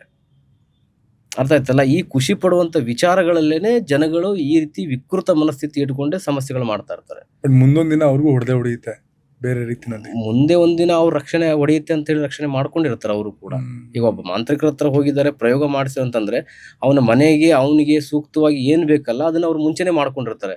ಅಥವಾ ಅವ್ರ ಮನೆಗೆ ಯಾವ್ದೋ ಒಂದು ದೈವ ರಕ್ಷಣೆಯನ್ನ ಮಾಡ್ಕೊಂಡಿರ್ತಾರೆ, ದೈವವನ್ನು ಸ್ಥಾಪನೆ ಮಾಡ್ಕೊಂಡಿರ್ತಾರೆ. ಈ ತರ ಎಲ್ಲ ಮಾಡ್ಕೊಂಡಾಗ್ಲೇನೆ ಅವ್ರಿಗೆ ಅದು ಎಫೆಕ್ಟ್ ಆಗದೆ ಇರೋ ರೀತಿಯಲ್ಲಿ ಏನ್ ಮಾಡ್ಬೇಕು ಅದನ್ನ ಅವ್ರು ಸಂಪೂರ್ಣವಾಗಿ ಮಾಡ್ಕೊಳ್ತಾನೆ ಇರ್ತಾರೆ. ಅವ್ರಿಗೆ ಗೊತ್ತಿರುತ್ತೆ ಇದರ ಎಫೆಕ್ಟ್ ನಾಳೆ ನಮಗೂ ಆಗ್ಬಹುದು ಅಂತೇಳಿ. ಆ ಮಾಂತ್ರಿಕರು ಅಥವಾ ಯಾರು ಮಾಡಿರ್ತಾರಲ್ಲ ಅವ್ರು ತಿಳಿಸಿರ್ತಾರೆ ಮುಂಚೆನೆ. ಈ ಕ್ರಿಯೆಗಳೆಲ್ಲ ಮುಗಿದ ಮೇಲೆ ಅಥವಾ ಆ ವ್ಯಕ್ತಿ ಸಮಸ್ಯೆಗೆ ಒಳಗಾದ ಮೇಲೆ ನಿಮ್ಮ ಮನೆಗೆ ನಿಮಗೆ ಈ ರೀತಿ ರಕ್ಷಣೆಗಳನ್ನು ಮಾಡ್ಕೊಳ್ಳಿ ಅಂತ ಹೇಳಿರ್ತಾರೆ. ಆ ಪ್ರಮಾಣವಾಗಿ ಅವ್ರು ಮಾಡ್ಕೊಂಡಿರ್ತಾರೆ. ಈ ಪ್ರೇತ ಪ್ರಯೋಗ ಅಂದ್ರೆ ಏನ್ ಗುರುಗಳೇ? ಅಂದ್ರೆ ಈ ಪ್ರೇತಗಳನ್ನ ಈ ಪ್ರಯೋಗಕ್ಕೆ ಉಪಯೋಗಿಸ್ಕೊಂಡು ಕಾರ್ಯಗಳನ್ನ ಮಾಡದ? ಇದರಲ್ಲಿ ಬಹಳ ವಿಧಾನಗಳಿದೆ ಈ ಪ್ರೇತ ಪ್ರಯೋಗಕ್ಕೆ ಸಂಬಂಧಪಟ್ಟಂತೆ. ಕೆಲವೊಂದು ಇದು ಕೂಡ ಅಷ್ಟೇ, ಈ ಮನಸ್ಸಿಗೆ ಸಂಬಂಧಪಟ್ಟಂತೆ ಮತ್ತು ದೇಹಕ್ಕೆ ಸಂಬಂಧಪಟ್ಟಂತೆ ಕ್ರಿಯೆಗಳಾಗ್ತಾ ಇರುತ್ತೆ. ನೋಡಿ, ಎಷ್ಟೋ ಜನಕ್ಕೆ ಈ ಪ್ರೇತ ಪ್ರಯೋಗಗಳು ಆಗಿದೆ ಅಂತಾನೆ ಗೊತ್ತಾಗಲ್ಲ ಅವ್ರಿಗೆ. ಕೆಲವೊಬ್ರು ಏನ್ ತಿಳ್ಕೊಳ್ತಾರೆ ಅಂತಂದ್ರೆ, ಈ ಅತೃಪ್ತ ಆತ್ಮಗಳು ಕೆಲವೊಂದು ಈಗ ನಮ್ಗೆ ಹೋಗೋ ದಾರಿಯಲ್ಲಿ ಅಟ್ಯಾಕ್ ಆಗ್ಬಿಡುತ್ತಾ, ಸತ್ತಂತವ್ರು ನಮ್ಮ ಮೇಲೆ ಬಂದ್ಬಿಡ್ತಾರ, ಇದೆಲ್ಲವೂ ಕೆಲವೊಂದು ಯೋಚನೆಗಳಿರುತ್ತೆ. ಬಟ್ ಅದೆಲ್ಲ ನಿಮಗೆ ರಸ್ತೆಯಲ್ಲಿ ನಡೆಯುವಂಥದ್ದು, ದಾರಿಯಲ್ಲಿ ನಡೆಯುವಂಥದ್ದು ಬೇರೆ. ಇದು ತಾಂತ್ರಿಕ ರೂಪವಾಗಿ ಮಾಡತಕ್ಕಂಥ ಕ್ರಿಯೆಗಳು ಬೇರೆ. ಕೆಲವೊಂದು ಈ ಸತ್ತಂತ ಆತ್ಮಗಳನ್ನು ವಶ ಮಾಡಿಕೊಳ್ಳುವಂಥ ತಾಂತ್ರಿಕರಿದ್ದಾರೆ. ಅವರು ಆ ವಿಧಾನದಲ್ಲಿ ಕೆಲವೊಂದು ನಿಮ್ಮ ಉದ್ದೇಶವಾಗಿ ಮಾಡ್ತಕ್ಕಂಥ ಕ್ರಿಯೆಗಳಿಂದ ಏನೆಲ್ಲ ಬದಲಾವಣೆ ಆಗುತ್ತಂತಂದ್ರೆ, ಅದು 2 ರೂಪದಲ್ಲಿ ಬದಲಾವಣೆ ಆಗುತ್ತೆ. ಒಂದು, ಆ ವ್ಯಕ್ತಿಯನ್ನ ಒಂದು ರೀತಿ ಕಾಯಿಲೆಗೆ ತುತ್ತಾಗಿ ಸಾಯಿಸುವಂಥದ್ದು ಒಂದು. 2ನೇ ರೂಪದಲ್ಲಿ ಆ ವ್ಯಕ್ತಿಯ ಮೇಲೆ ಲೈಂಗಿಕ ಕ್ರಿಯೆಗಳು ನಡೀತಾ ಇರುತ್ತೆ ಕೆಲವೊಂದು. ನೀವು ಕೇಳಿರ್ಬೋದು ಬಹಳಷ್ಟು ಕಡೆ, ರಾತ್ರಿ ಮಲಗುವಾಗ ಮನಸ್ಥಿತಿ ಚೆನ್ನಾಗಿರುತ್ತೆ, ಬೆಳಿಗ್ಗೆ ಎದ್ದಾಗ ದೇಹ ಸ್ಥಿತಿ ಸರಿ ಇರೋದಿಲ್ಲ ಅಂತ ಹೇಳುತ್ತೆ. ಮತ್ತೆ ನಾವು ಕೆಲವೊಂದು ಇದನ್ನ ನೋಡಿದ್ದೀವಿ, ಬಟ್ ಹೇಳಲಿಕ್ಕೆ ಆಗೋದಿಲ್ಲ. ಕೆಲವೊಬ್ಬರ ಮೇಲೆ ನಿರಂತರವಾಗಿ ಅದು ನಡೀತಾನೆ ಇತ್ತು ಆ ಕ್ರಿಯೆ. ಅಂದ್ರೆ ಲೈಂಗಿಕ ಕ್ರಿಯೆ, ಆತ್ಮ ಅವ್ರ ದೇಹದಲ್ಲಿ ಸೇರ್ಕೊಂಡು ಲೈಂಗಿಕವಾಗಿ ಅವ್ರನ್ನ ಹಿಂಸೆ ಮಾಡುವಂಥದ್ದು, ತೊಂದರೆ ಮಾಡುವಂಥದ್ದು, ಇದೆಲ್ಲವೂ ನಡೀತಾ ಇದ್ರು ಕೂಡ ಅವರ ಮನೆಯವ್ರ ಕಣ್ಣು ಮುಂದೆ ಕಂಡ್ರು ಕೂಡ ಏನು ಮಾಡ್ಲಿಕ್ಕೆ ಆಗದಿರುವಂತ ಪರಿಸ್ಥಿತಿಯಲ್ಲಿ ಇದ್ರು. ಅದಾಯ್ತಲ್ಲ. ಈ ರೀತಿಯಾಗಿ ಕೆಲವೊಂದು ಉದ್ದೇಶಪೂರ್ವಕವಾಗಿನೇ ಒಂದು ಹೆಣ್ಣಿನ ಮೇಲೆ ಅಥವಾ ಗಂಡಿನ ಮೇಲೆ ಮಾಡುವಂತ ಕೆಲವೊಂದು ಪ್ರೇತ ಕ್ರಿಯೆಗಳಂತ ಹೇಳ್ತೀವಿ. ಅವ್ರಿಗೆ ಕೈಕಾಲುಗಳಲ್ಲಿ ಸಮಸ್ಯೆಗಳಾಗಬೇಕು, ಅರ್ಥ ಆಯ್ತಲ್ಲ. ಆ ಏನು ಕೆಲವೊಂದು ಮಾರಣಾಂತಿಕ ವ್ಯಾಧಿಗಳು ಬರಬೇಕು. ಈ ವ್ಯಾಧಿಗಳನ್ನ ಅದು ಯಾವ ರೀತಿ ನರಳಿ ಸತ್ತಿರುತ್ತಲ್ಲ, ಆ ರೀತಿಯಾಗಿ ಇವ್ರ ದೇಹದಲ್ಲೂ ಕೂಡ ಅದು ಬದಲಾವಣೆ ಆಗ್ತಾ ಹೋಗುತ್ತೆ. ಅರ್ಥ ಆಯ್ತಲ್ಲ. ಕೆಲವೊಬ್ರು ಗೊತ್ತೇ ಆಗೋದಿಲ್ಲ ಈ ರೀತಿ ಆಗಿದೆ, ಈ ರೀತಿ ಆಗ್ತಾ ಇದೆ, ಈ ತರ ಆಗಿತ್ತು ಅಂತಾನೆ ಗೊತ್ತಾಗೋದಿಲ್ಲ ಅವ್ರಿಗೆ. ಹಾಗಾಗಿ ಕೆಲವೊಬ್ರು ಏನ್ ಮಾಡ್ತಾರೆ, ನಾನು ಬಿಡಿಸ್ತೀನಿ, ಅದು ಮಾಡ್ತೀನಿ, ಇದು ಮಾಡ್ತೀನಿ ಅಂತ ಹೇಳಿ ಮನೆ ಗಂಟ ಬಂದು ಹೊಗೆ ಹಾಕೋದು ಅಥವಾ ಇನ್ನೊಂದು ಮಾಡೋದು, ಹೊಡೆಯೋದು, ಬಡಿಯೋದು, ತೊಂದರೆ ಕೊಡೋದು ಮಾಡ್ತಾರೆ. ಇದರಿಂದ ಇದು ಬದಲಾವಣೆ ಆಗೋದಿಲ್ಲ. ಅರ್ಥ ಆಯ್ತಲ್ಲ. ಇದು ಕೆಲವೊಂದು ತಾಂತ್ರಿಕ ಪ್ರಯೋಗವಾಗಿ ಅವರ ದೇಹದಲ್ಲಿ ಸೇರಿಸಿರೋದ್ರಿಂದಾಗಿ, ಅರ್ಥ ಆಯ್ತಲ್ಲ, ಅದು ಉದ್ದೇಶಪೂರ್ವಕವಾಗಿ ನಡೆದಿರತಕ್ಕಂಥ ಕ್ರಿಯೆಗಳು. ಅರ್ಥ ಆಯ್ತಲ್ಲ. ನಾವ್ ಯಾಕೆ ಇಷ್ಟು ಕ್ರಿಯೆಗಳೇ ಅಂತಾನೆ ಹೇಳ್ತೇವೆ ಅಂತಂದ್ರೆ, ಇದರಲ್ಲಿ 3-4 ವಿಧಾನಗಳು ಬರ್ತಾ ಹೋಗುತ್ತೆ. ಅದರಲ್ಲಿ ನಮಗೆ ಬಹಳಷ್ಟು ಜನ ಫೋನ್ ಮಾಡಿ ಅಥವಾ ಬಹಳಷ್ಟು ಜನ ಹೇಳ್ಕೊಂಡಿದ್ದು ಅಂತಂದ್ರೆ ಅದೇ ಈ ರೀತಿ ಕೆಲವೊಂದು ಸುಂದರವಾಗಿರ್ತಕ್ಕಂಥ ಹೆಣ್ಣು ಮಗಳನ್ನ ಹಾಳು ಮಾಡಬೇಕು. ಅವಳು ಸಮಾಜದಲ್ಲಿ ಎಲ್ಲೂ ಹೇಳ್ಕೊಳಕ್ ಆಗಬಾರ್ದು. ಈ ತರನೇ ಕೇಳೋರು ಇರ್ತಾರ. ಖಂಡಿತವಾಗ್ಲೂ ಇದ್ದಾರೆ. ಈಗ ದೊಡ್ಡ ದೊಡ್ಡ ಕೆಲವೊಬ್ರು ಉದ್ಯಮಿಗಳಾಗಿರ್ಬೋದು, ಅಥವಾ ಈ ಸಿನಿಮಾ ರಂಗದಲ್ಲಿ ಇರ್ತಕ್ಕಂಥ ಸ್ತ್ರೀಗಳ ಮೇಲೆ ಆಗಿರ್ಬೋದು, ಅಥವಾ ಒಳ್ಳೆ ಪವಿತ್ರತೆ ಇರ್ತಕ್ಕಂಥ ಮನೆತನಗಳ ಮೇಲೆ ಆಗಿರ್ಬೋದು, ಎಷ್ಟೋ ಜನ ಇಂಥ ಕ್ರಿಯೆಗಳನ್ನ, ಪ್ರೇತ ಪ್ರಯೋಗಗಳನ್ನ, ಯಕ್ಷಿಣಿ ಪ್ರಯೋಗಗಳನ್ನ ಮಾಡಿಸಿ ಅವರನ್ನ 4 ಗೋಡೆ ಮಧ್ಯೆನೆ ಅವರೇನೆ ಒಂದ್ ರೀತಿ ಲೈಂಗಿಕವಾಗಿ ತೊಂದರೆಗಳನ್ನ ಅನುಭವಿಸಿ ಒಂದ್ ರೀತಿ ಅಡಿಕ್ಟ್ ಆಗ್ಬೇಕು ಅವ್ರು ಅದಕ್ಕೆ. ಒಂದು ಮನೆಯಿಂದ ಹೊರಗಡೆ ಬಂದ್ರೆ ಅವರು ಒಂದ್ ರೀತಿ ಕೆಟ್ಟ ಹೆಸರು ತಗೊಳ್ಬೇಕಾಗತ್ತೆ. ಮನೆ ಒಳಗಡೆ ಇದ್ರೆ ಈ ರೀತಿ ತೊಂದರೆಗಳನ್ನ ಅನುಭವಿಸ್ಬೇಕಾಗತ್ತೆ. ಅರ್ಥ ಆಯ್ತಲ್ಲ? 1-2-3 ಜನಕ್ಕೆ ನಾವು ಅದು ಹೇಳಬಾರ್ದು. ಆತರ ದೊಡ್ಡ ದೊಡ್ಡ ವ್ಯಕ್ತಿಗಳ ತೊಂದರೆಗಳಾದಾಗ ನಾವು ಅದನ್ನು ತಿಳಿಸ್ಕೊಟ್ಟಿದ್ದು ಆಗಿದೆ, ಮಾಡಿದ್ದು ಆಗಿದೆ. ಇದ್ರ ಉದ್ದೇಶ ಒಂದೇನೆ, ವ್ಯಭಿಚಾರಕ್ಕೆ ತಳ್ಳಬೇಕು ಒಂದು ಹೆಣ್ಣನ್ನ.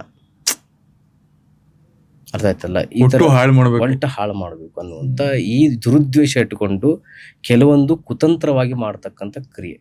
ಯಾವಾಗ ಏನಾಗತ್ತಂತಂದ್ರೆ, ಈ ಗಂಡು ಹೆಣ್ಣು ಇಷ್ಟಪಟ್ಟಿರ್ತಾರೆ, ಅವ್ರು ದೂರ ಆಗಿರ್ತಾರೆ. ಈಗ ಆ ಗಂಡಿಗೆ ಏನಾಗತ್ತಂತಂದ್ರೆ, ನಾನೇ ಅನುಭವಿಸ್ಬೇಕು, ನನ್ ಬಿಟ್ಟು ಬೇರೆ ಯಾರು ಅನುಭವಿಸಬಾರ್ದು ಇವಳನ್ನ ಅನ್ನುವಂಥ ದುರುದ್ದೇಶಗಳಿರುತ್ತೆ. ಆಗ ಅವನೇನ್ ಮಾಡ್ತಾನೆ, ಇಂಥ ಕ್ರಿಯೆಗಳನ್ನ ಮಾಡ್ಲಿಕ್ಕೆ ಪ್ರಾರಂಭ ಮಾಡ್ತಾನೆ. ನೀವು ನಂಬೋದಿಲ್ಲ, ಸ್ವತಃ ಕೆಲವೊಮ್ಮೆ ಅದು ಹೇಳಬಾರ್ದು ನಾನು ನಿಮಗೆ, ಸ್ವತಃ ಗಂಡನೇ ಕೂತು ಹೆಂಡತಿ ಮೇಲೆ ಕ್ರಿಯೆ ಮಾಡಿಸಿದ್ದ. ಆ ವ್ಯಕ್ತಿ ವಿದೇಶಕ್ಕೆ ಆ ಕಡೆ ಈ ಕಡೆ ಎಲ್ಲ ಹೊರಗಡೆ ಓಡಾಡ್ತಾ ಇರ್ತಾನೆ. ಹೆಂಡತಿ ಮನೇಲಿದ್ದಾಗ ಅವಳು ಯಾರ ಹತ್ರನೂ ಹೋಗಬಾರ್ದು, ಏನೂ ಹೋಗ್ಬಾರ್ದು ಅಂತೇಳಿ ಕೆಲವೊಂದು ಪ್ರೇತ ಪ್ರಯೋಗಗಳನ್ನ ಮಾಡಿಸಿ ಅವಳನ್ನ ಅಲ್ಲೇ ಕಟ್ಟ ಹಾಕಿ ಮನೆಯಿಂದ ಹೊರಗಡೆ ಬರದೇ ಇರೋ ರೀತಿಯಲ್ಲಿ ಕ್ರಿಯೆಗಳು ಮಾಡಿದ್ದ. ಈ ಪ್ರೇತ ಪ್ರಯೋಗಕ್ಕೆ ಒಳಗಾಗಿರ್ತಕ್ಕಂಥ ಆ ಸ್ತ್ರೀ, ಅವಳಿಗೇನು ವ್ಯಾಮೋಹ ಜಾಸ್ತಿ ಆಗಬೇಕು, ಅವಳಿಗೆ ಕಲ್ಪನೆಗಳು ಜಾಸ್ತಿ ಆಗಬೇಕು, ಅವಳು ಅಡಿಕ್ಟ್ ಆಗಬೇಕು ಆ ವಿಚಾರದಲ್ಲಿ ಅನ್ನುವಂಥ ದೃಷ್ಟಿಯಿಂದ ಅವಳಿಗೆ ಆ ಪ್ರಯೋಗಗಳನ್ನ ಮಾಡಿದ್ರು. ಹಾಗಾಗಿ ಆ ವ್ಯಕ್ತಿ ಯಾವಾಗ ಬಂದ್ರು ಈಕೆ ಮೇಲೆ ಅನುಮಾನ, ಇವಳೆಲ್ಲ ಹೊರಗಡೆ ಹೋಗ್ತಾ ಇದ್ದಾಳೆ, ಏನೋ ಮಾಡ್ತಾ ಇದ್ದಾಳೆ, ಏನೋ ಆಗ್ತಾ ಇದೆ ಅಂತೇಳಿ. ಆಮೇಲೆ ನಂತರ ಅವ್ರ ತಂದೆ ತಾಯಿಗೆ ಆ ವಿಷಯಗಳು ಗೊತ್ತಾಗಿ ಇವನೇ ಮಾಡಿಸ್ತಾ ಇದ್ದಾನೆ ಅಂತೇಳಿ ಆಮೇಲೆ ನಂತರ ಆ ಡೈವರ್ಸ್ ತಗೊಂಡ್ಳು. ಈ ರೀತಿ ದುರುದ್ವೇಷ ಇಟ್ಟುಕೊಂಡು ಈ ಪ್ರೇತ ಬಾಧೆಗಳನ್ನ ಮಾಡ್ತಾರೆ.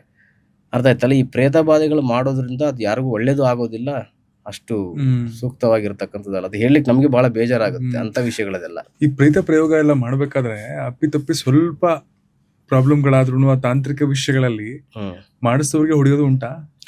ಕೆಲವೊಂದು ಮಾಂತ್ರಿಕ ಪ್ರಯೋಗಗಳು ಒಂದು ಲಿಂಬೆಹಣ್ಣು ಕಡಿಮೆ ಆದ್ರೂ ನಮ್ಗೆ ರಿವರ್ಸ್ ಆಗ್ಬಿಡುತ್ತೆ. ಅದಾಯ್ತಲ್ಲ? ಇದು ಮಾಡುವಂತ ಕ್ರಿಯೆಗಳಲ್ಲಿ ಒಂದು ವಸ್ತು ಕಡಿಮೆ ಆದ್ರೂ ಕೂಡ ನಮಗೆ ರಿವರ್ಸ್ ಆಗ್ಲಿಕ್ಕೆ ಸ್ಟಾರ್ಟ್ ಆಗುತ್ತೆ. ಹಾಗಾಗಿ ಎಲ್ಲಾ ಪೂಜೆಗಳು ನಾವು ತಗೊಳ್ಳೋಕೆ ಸಾಧ್ಯ ಆಗಲ್ಲ.